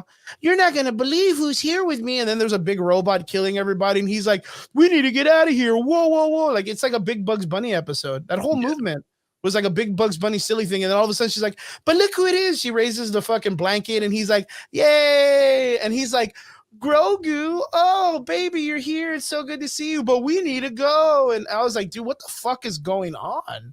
Yeah. What is this? Like It was for that moment in the episode when Grogu is introduced. Yeah. Mando's character turned into like this weird, like baby's day out, daddy watching him comedy. I wasn't upset about it. That did what it was supposed to do. I'm not mad at them for that. But that does not excite me. I mean, what's coming in the Mandalorian show? Maybe it was just supposed to be just a moment in time. I don't know why they would do it in the middle of a full on attack. I think if they wanted to draw some emotion from us, they could have done that in a more more intimate situation. But I'm not mad at them for that. Like, I listen, there's a couple of things that I've seen a lot of people rag on this episode about that I just won't. There were just 3 major things that I had an issue with. I named 2, and then the third one came at almost the very end of this episode when Fennec Shan decided to just fuck shit up over with the Pikes and the mayor. Dude, you could just Why do that. Did you do that at the fucking first episode? You could just do that in the jump. Yeah, you could just do that from the jump if that's what you were gonna do. Couldn't have had to deal with all this bullshit if she was that good. Yeah. Yo, like, yeah, that's a really good point. That was my only thing. I'm sitting there and I thought it was dope, like her assassin entrance and her sniping people from the windows, and then she sneaks up and she's I like think inside behind the bike. the only thing I That thought was was cool. silly. I'm like, bro, you could have just did that shit like a long time I ago. like that she just like ninja walks out the front door, like if Yeah. she's still like bothered by like sneaking and shit. Yeah. Like, you already killed the boss. Yeah, everyone's Like, dead. Yeah, everyone's everybody's gone. dead. What are you sneak walking? Like, stop sneak Everyone's walking. dead. Maybe she just It was walks funny. around like that. Maybe Maybe she just walks around sneak walking all day. maybe. I was Yeah. totally confused by that. I was like, bro, you could have just did that from the beginning, and we wouldn't have had to go through all this. Actually, I wasn't surprised that Grogu showed up and chose Mando. yeah. I was what I was surprised on how petty and a big of a bitch Luke Skywalker is for sending a kid on an Uber to another part of the galaxy with an Uber driver. I don't think. See, I think we were kind of touching on this last week. I don't think it's him being petty. I just think it's him. That motherfucker's petty. I don't think he's petty. I just think that he is like balls deep into this Jedi way, and Yeah, but even with it's the not idea until of it, later. It's not until later that he realizes it's bullshit. yeah, but not even that. Like even him giving Grogu a dramatic decision isn't the way of this. Isn't the way of the Force, Why isn't it? because the Force deals in nature. For him But you can't- to, that's the idea of the absolute or whatever. A Jedi does not deal in obsoletes. That's where it's like, okay, cool. I hear two things. You could choose one or the other, but they both have a consequence, and one has a positive and one is a negative.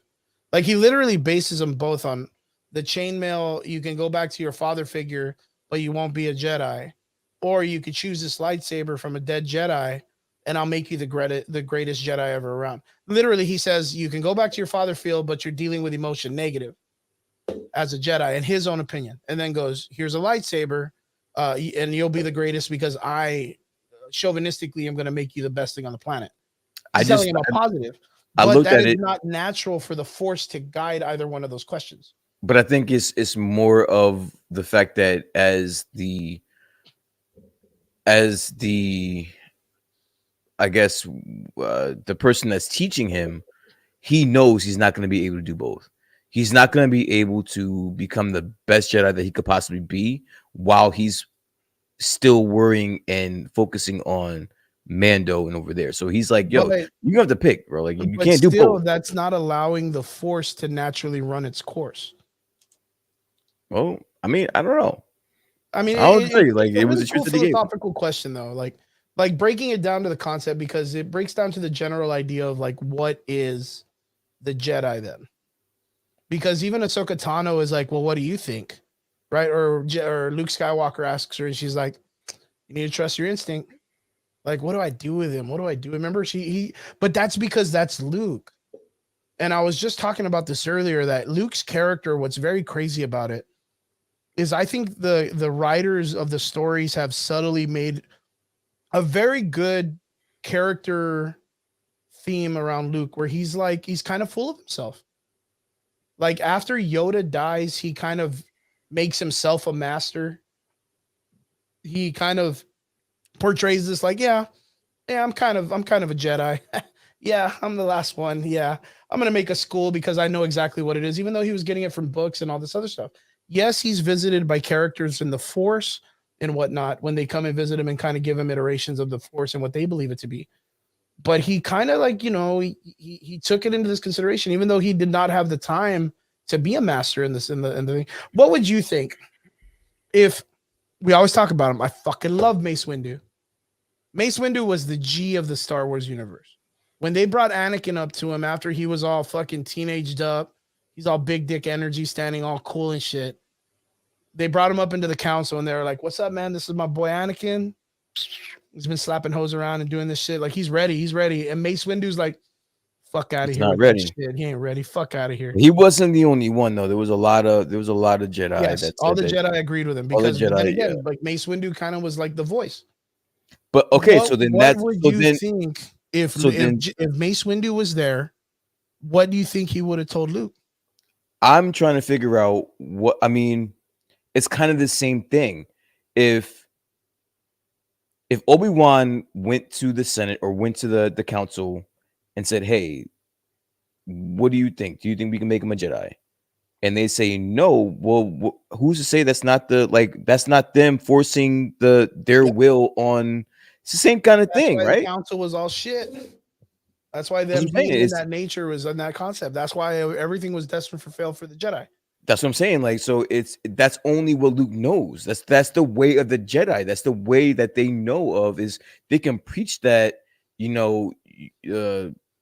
the Force will lead the way type of shit, but it's not really that way. It's Yeah. like, you're gonna listen to us, and if you don't like it, Yes, then and you that fuck that out. was what drastically apparently in the story made the Jedi weaker and the Sith were able to live amongst them, was because they fed into that, well, that power driven, like, oh, well, I'm a Jedi and I say what goes and we tell the council what to do. And they were kind of like forcing their opinions and their beliefs on other people without it being of a natural cause, Yeah. without it just going with the flow of nature, because that's the way of the Force. And I think in this story where Luke is talking to baby Grogu or whatever, and he's kind of like, yo, you have these two choices, make a choice. That's a really good foreshadowing of when Luke decides to make an academy, go off of his teachings, and then later on with the Kylo Ren series, still fall into evil and want to take Ben out. Mhm. Like, that's that whole concept, because he still doubts the natural force of the Force. You know what I mean? It's really cool. It's like, it's just that doubt of a mustard seed in religion talk, like, Yeah. move mountains or whatnot. I think it's great. It's great writing. It's genius writing. And it was such an interesting way for us to question the pedestalness of the way we all put Luke Skywalker to be. There was a lot of hate for Luke Skywalker when he made Grogu choose the chain or the lightsaber. Did you see I everybody's didn't see opinion that. online? I didn't see a lot of hate. I did. I saw a lot of people that are like, man, fuck Luke Skywalker. What an asshole, making him choose a armor instead of a lightsaber or whatnot. Like, why would they make him choose that? And I'm like, hey, it did something. It struck a conversation. That's pretty good writing. That is interesting writing. That's very, very interesting writing. Yeah. But that writing was not in this fucking episode finale. That writing was not in this episode finale. I just feel like it was too do you remember that? What's that one song that they used to play with the black and white films? The Oh yeah. that's what I feel this episode had a lot of, because like the Rhinecore scene, and then you had Mando trying to stop it. He jumps on it, gets thrown off, and the Mando wants to kill him. And then Grogu goes and like stops him with his hand. And then I don't know Grogu how sleeps next Mando. to I don't it. know how Mando survived any of that. That whole Rancor attack. He smashed him through. He smashed him through the entire top of the building. building. Then he threw him, and then he tried to bite his fucking head off. Which I don't know how he didn't accomplish that. Like, All while fucking Boba Fett was putting Ben Gay on in the background, dude. what was he doing? Yeah, Yeah, what was yo? Come get your fucking dog, bro. Yeah. Yo, my thing was he brings the Rhinecore and destroys the entire fucking city. The one that he's supposed to be protecting, by the way. The one he's supposed to be like, we're here to save the people. I don't want to leave anyone behind, but I want to bring out a fucking 500-foot dog to start this entire city. He literally destroyed the entire city. I don't know. It was a really weird episode.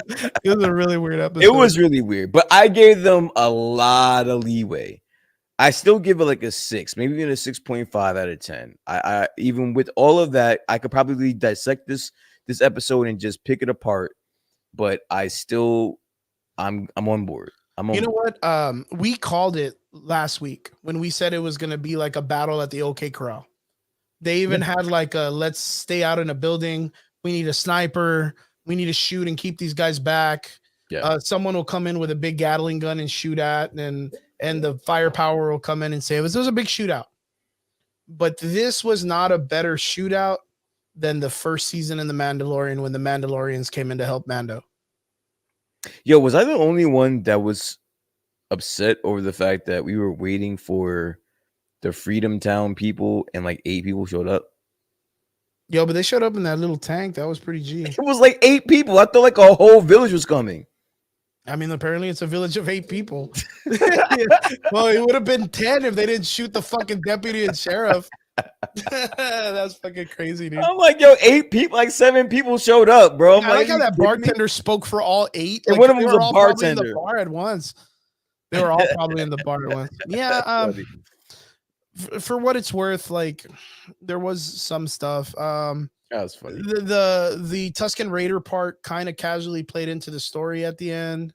Like they I kind was of for were like, sure that we were gonna get another Tuscan Raider sighting at the end of this. wasn't there a part of you that was hoping that warrior chick was gonna come back? Yeah, like she would show up or somebody would show That up chick's and dead as fuck, dude. All of them are dead. fucking doornail.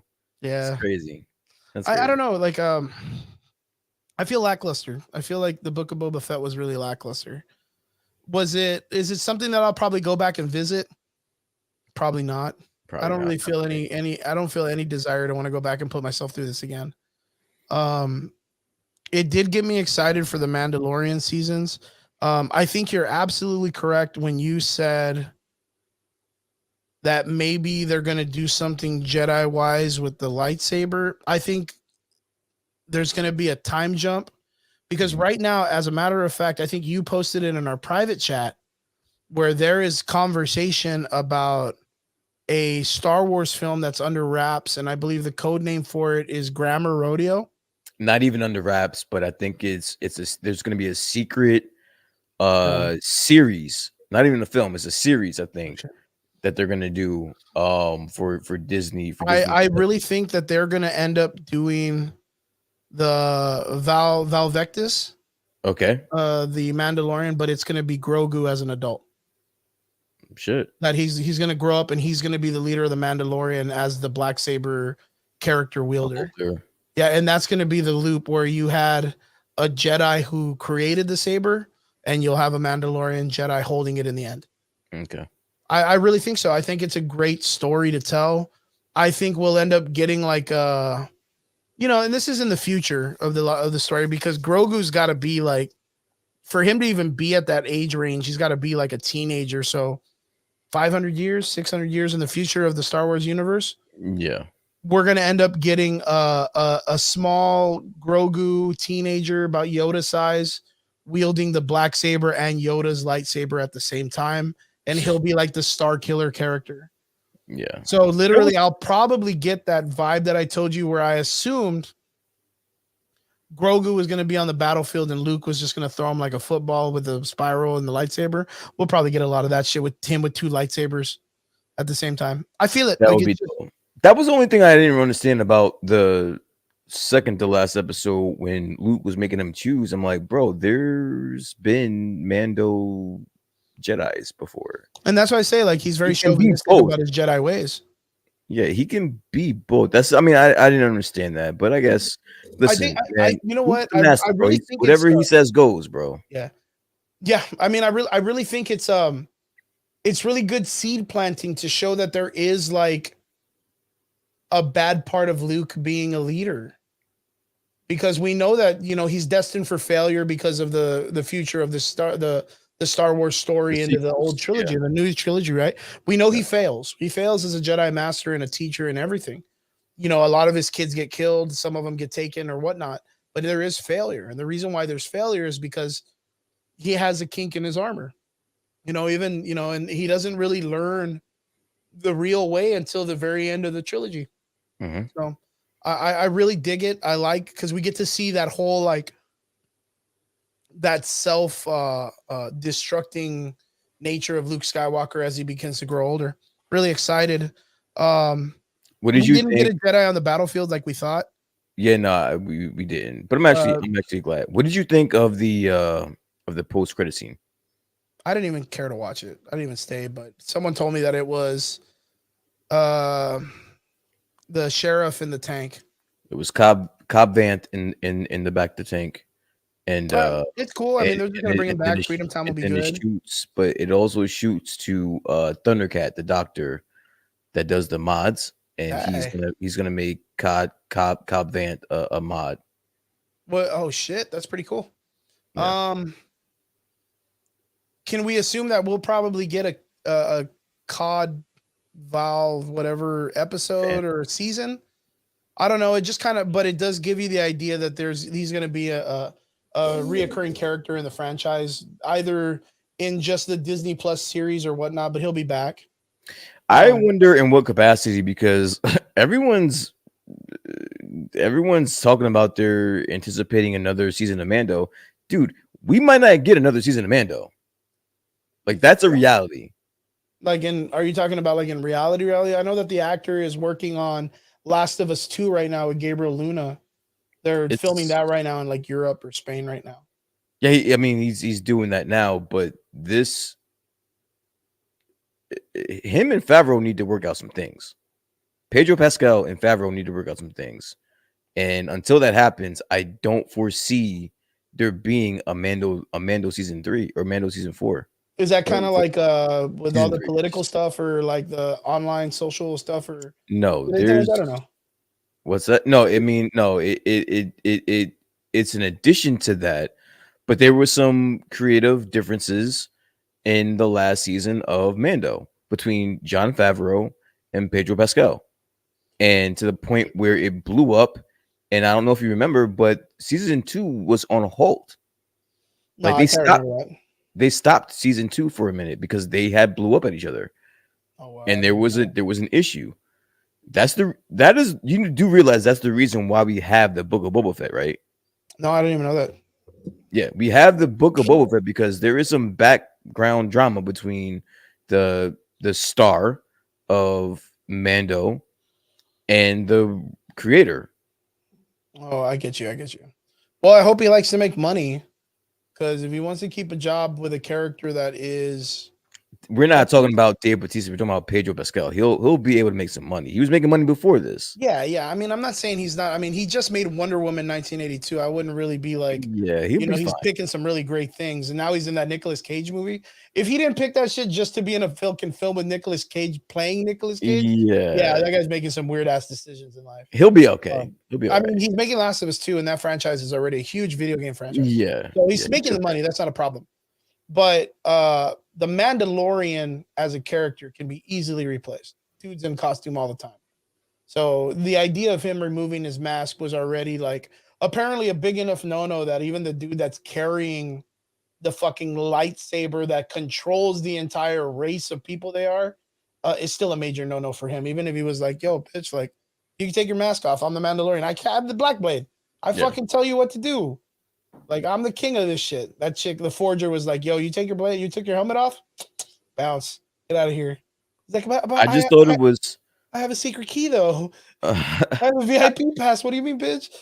I just thought it was very telling. Like, we saw a lot of Mando in this series, but we didn't see Pedro at all.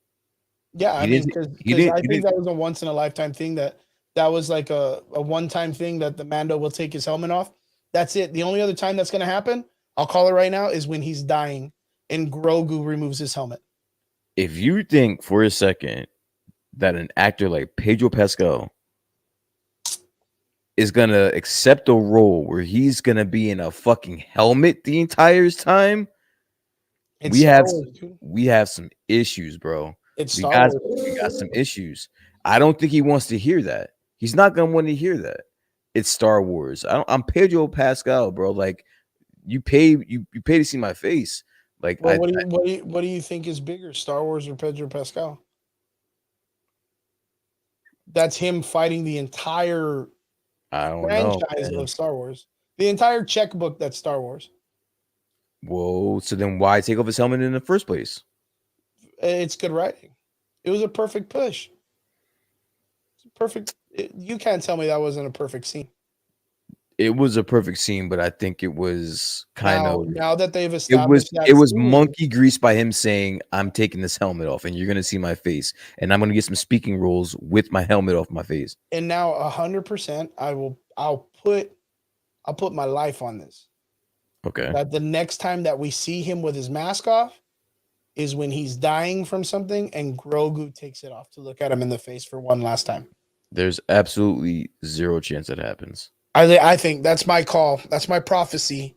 That's my prophetic. I don't know what this. I don't know. So then why hire Pedro Pascal? Why pay him the money if you're only gonna fucking use him until he's dead? I You don't could use know. anybody to be the. You could use anybody to be the Mando. Then at that I point, mean, but that's the situation that Pedro has to worry about now, because if he's at ends and wants to keep this role, he has to play by the rules. If not, they can replace him super fucking easy.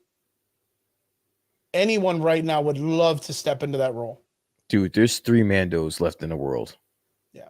And he's the holder of the fucking Dark Blade or the. No, I the mean Dark just in Saber. general, He actors can wise. do whatever the fuck he wants, bro. He can make Yeah. his own rules at this point. Yeah, but I'm talking about acting wise. Like any actor would love the opportunity to be like, "Yo, I'll put that suit on. You can fire Pedro Pascal. I'll run that shit." That's dicey. Wouldn't Yeah, you? you're right. No, you're right. You're right. That's just dicey though. If I Star don't- Wars called you tomorrow, Lucasfilms was like, "Yo, Brian D, yo, we love you on the podcast, the Average Boys podcast. We heard you. Yeah. We're gonna offer you Pedro Pascal. Yes. He doesn't want to come Yes. back." You You're don't like, even have "Yo, to get that yes." out. You don't even ask them. Yeah. You don't even know what they're gonna say. They're They gonna don't be even like, get "Yo, that donate out. some money to us." They You're don't like, even get it "Yes, out. Yes. I'm the yes. Mandalorian." Yes, Yeah, I'm dude, the who wouldn't? Who Mandalorian. wouldn't? And they're just Absolutely. gonna be like, "Hey, man, look, you're not gonna be able to take your mask off for a while. Maybe one episode later, but your character is probably gonna die." But see, it's different for me because I don't give a fuck. Just give me the paycheck. But when it comes to Pedro Pascal, it matters that his mask is off so that you see his face. Like that. Yeah, that as an makes it- actor and stuff, you know, as you want an to get that. actor, Yeah, I get it. I get it. like it makes a difference with me, bro. I'll walk around. You listen. You can have a 360 contract where I wear that fucking shit to bed in my real life and wake up with that shit and just walk around with I'll that show up shit to in my work. real I'm gonna life show up to work in the suit. in the shit. Yeah, Yeah, because that's gonna be my business uniform. I wouldn't give a shit. Yeah, I'll just show up Personally. in it. Yeah, nah. That's funny as Personally, fuck. fuck that. I don't know, man, because Pedro Pascal did come out in Wonder Woman 2, and that movie was hot garbage. It was. And he ran that didn't do that. character like crazy, dude. And in his defense, there was more scenes with him in it with like his backstory that were cut. Like Yeah. there was a issue with the whole editing thing of Wonder Woman, and it was just a bad movie. It was just bad. I don't know, but The Mandalorian really took over this whole entire series. The Book of Boba Fett, as a Boba Fett story, was very lackluster, but for what it did for the Star Wars universe, I think it did okay. I think it did quite all right. Wait. I don't think you didn't give a number yet. We're not letting you off the hook. For the episode itself, I think I said it earlier. For the episode itself, yeah, I'll probably give it around a 6, probably a 5. And Okay. the reason why is because that falls in my biggest concern and my biggest gripe is it falls into it knows that its fan base has a lot of adults that have been watching it for years, and it sprinkles that on top of, if it's bad, well, dude, it's a kid's film. Like, it's not supposed to be for you anymore. Yeah. That's what this episode really, really felt like. Again, it felt like the wah wah wah song and all the old school, just a bunch of shit happening at once. Too much stuff happening. As a series? As a series, and that's because I'm gonna minus out the 2 episodes. The ones that Damn, Vince. Yeah, Vince goes hard, man. God damn. When he's depressed, he goes to the gym. I mean, fuck. He was at the gym for 4 hours the other day because of Boba Fett. Series. Yeah, fuck. I give it an 8. I give it an 8 out of 10. On a scale of 1 to 10, I'm probably gonna give it a 5. Okay. If it wasn't for those 2 episodes that were the saving grace, but I'm gonna remove those because it had nothing to do about Boba Fett. Okay. They had nothing to fair, do. that's Star fair. Wars just used it as a way to promote all the other series that were coming out, and To those get were my 3 to an fantastic. 8. That's what they did. Yeah, They used fuck. those 2 episodes to get my 3 to a fucking 8. That's what they did. And it worked. It worked. But if I was to remove those and go back like we did in the last episode, I wasn't excited to go back to the series again. Yeah. Like, I was anticipating all the answers I got from those 2 episodes with Mando and Grogu, and I was more anticipating that than seeing Black Chrysanthemum fighting a bunch of weird fish dudes The Mighty Morphin Biker Cyborg Rangers, like calling out that they're getting jumped in an alley while they're riding stupid ass bikes. Weird giant roly poly robots that were literally from the old Republic, like first episode of the Phantom Menace, just stretched out and expanded in Photoshop to bigger with cannons. And of course, the 8 people that came from Freedom Town to come and save everybody in the village. It was like But 7 people to I saw stop the infinity amount the of infinity of pikes. of pikes that were coming out of nowhere. And then all of the pikes disappeared because Cod Bane needed a walk-in. Like no one. Like I like saw that every somewhere- time Cad Bane came out, like the weird Star Wars like Desperado music came out, and like no one was in the streets. Like no one. And dust would be kicking up from Dust would be nowhere. kicking- I was like, all right, like we got our space cowboy story going on. Yo, I saw somewhere someone said that Black Chrysanthemum was the least valuable player. He was the least valuable player. Every time you saw Black Chrysanthemum, he was getting his ass kicked. This Dude, entire that guy series. was like the biggest punching bag I've ever seen in a story, man. You know who he reminded me of? Every As a time matter you of saw fact, him, he was getting his ass kicked. Ming Na Wen came out in Street Fighter a long time ago.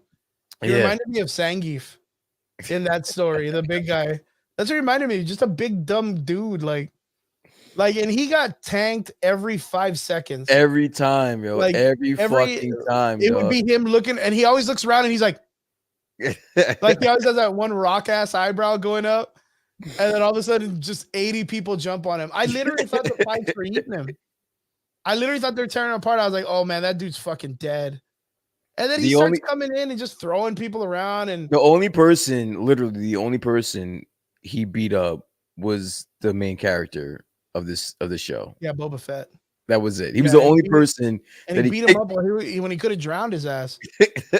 Yeah, you know what I mean? Like, damn, I'm glad he's not a good assassin, dude. Because that would have been an easy series, man.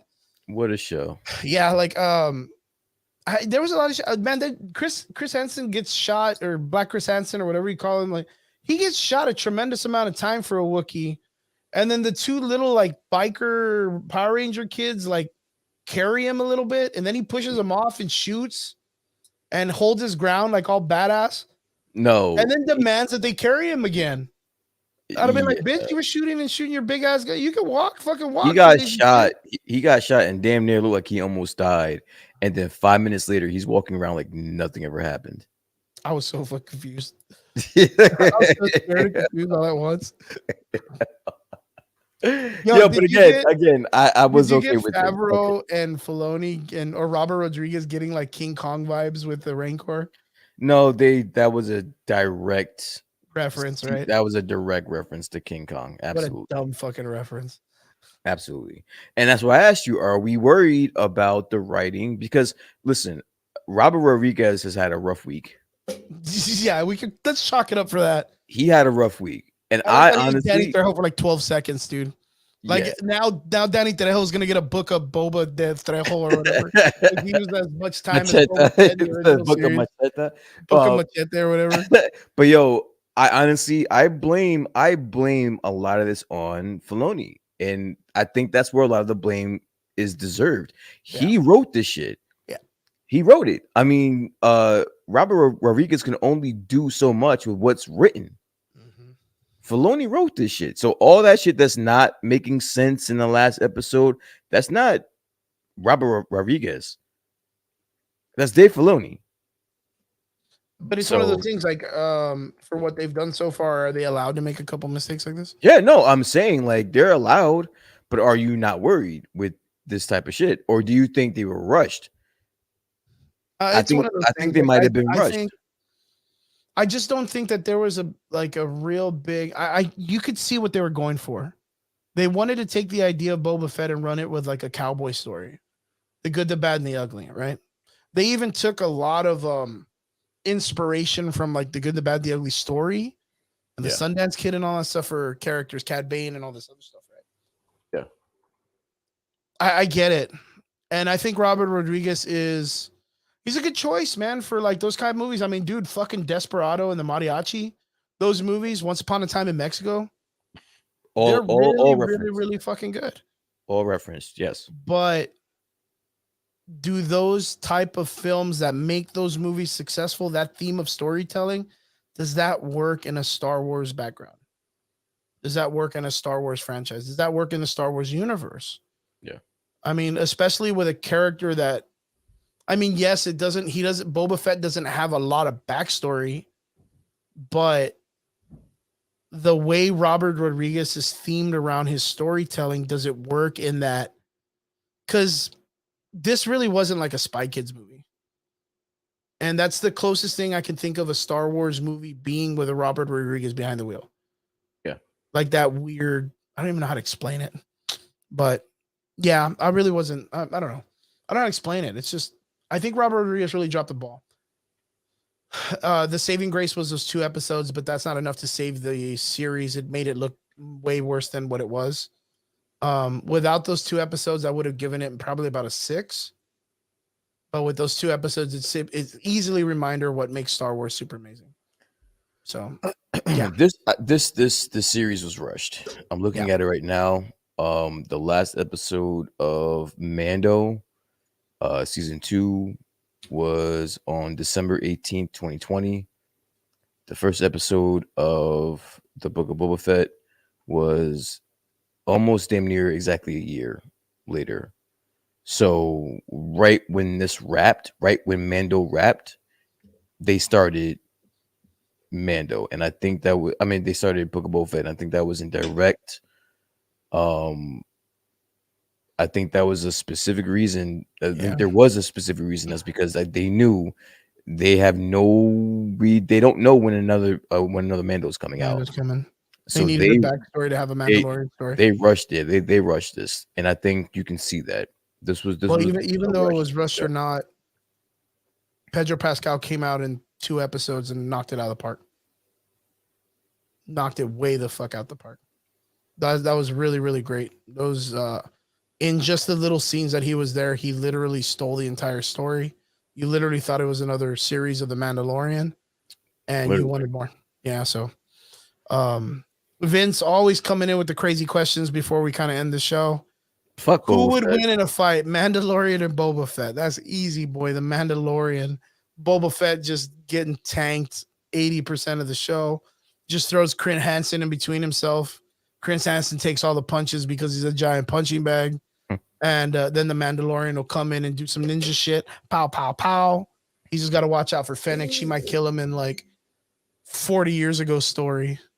I was gonna say Fennec. Fennec is the MVP. She's the most badass one in this whole fucking show. Fennec. That one's amazing, man. Like that character needs her own series. She needs like a real dark, gritty like storyline, like just straight murder, just straight murder. Like she was legit the best, the most badass person in this whole surrounded by a whole bunch of fucking assassins and bounty hunters, and she was the most badass person in this entire fucking show.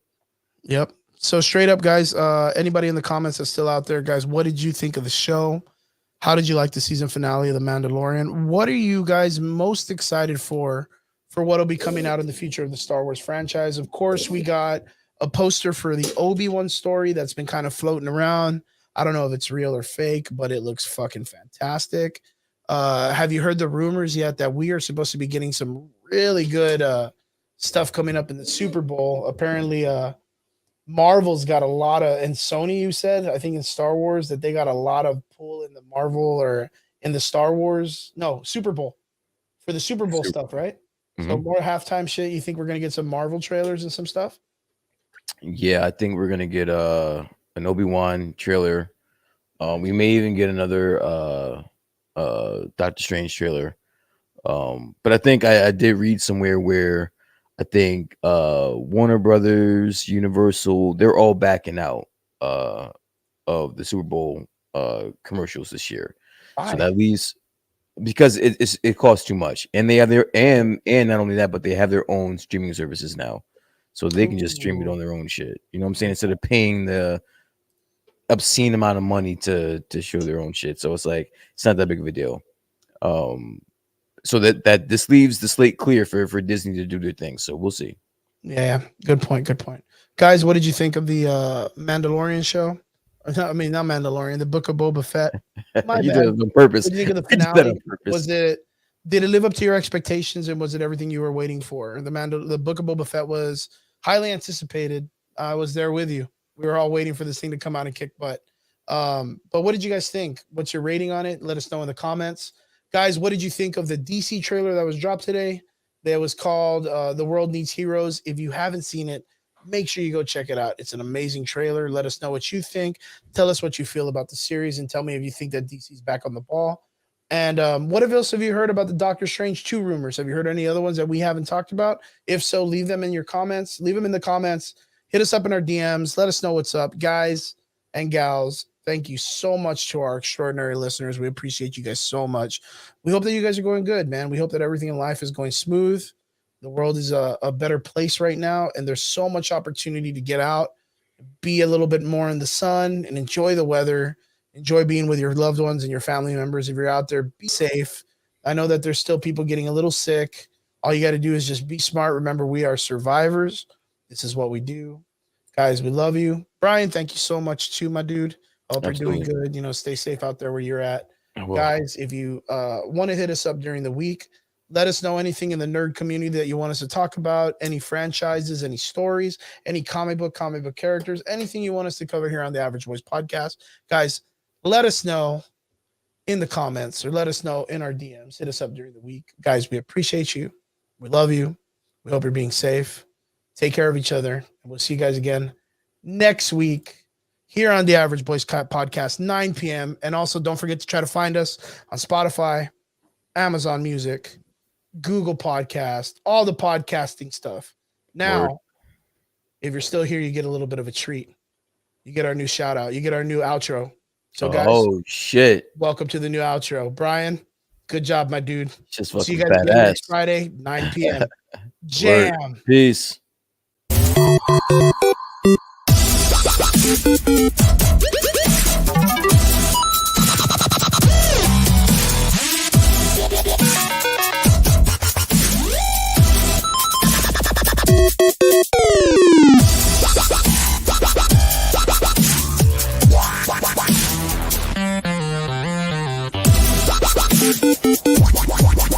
Wow.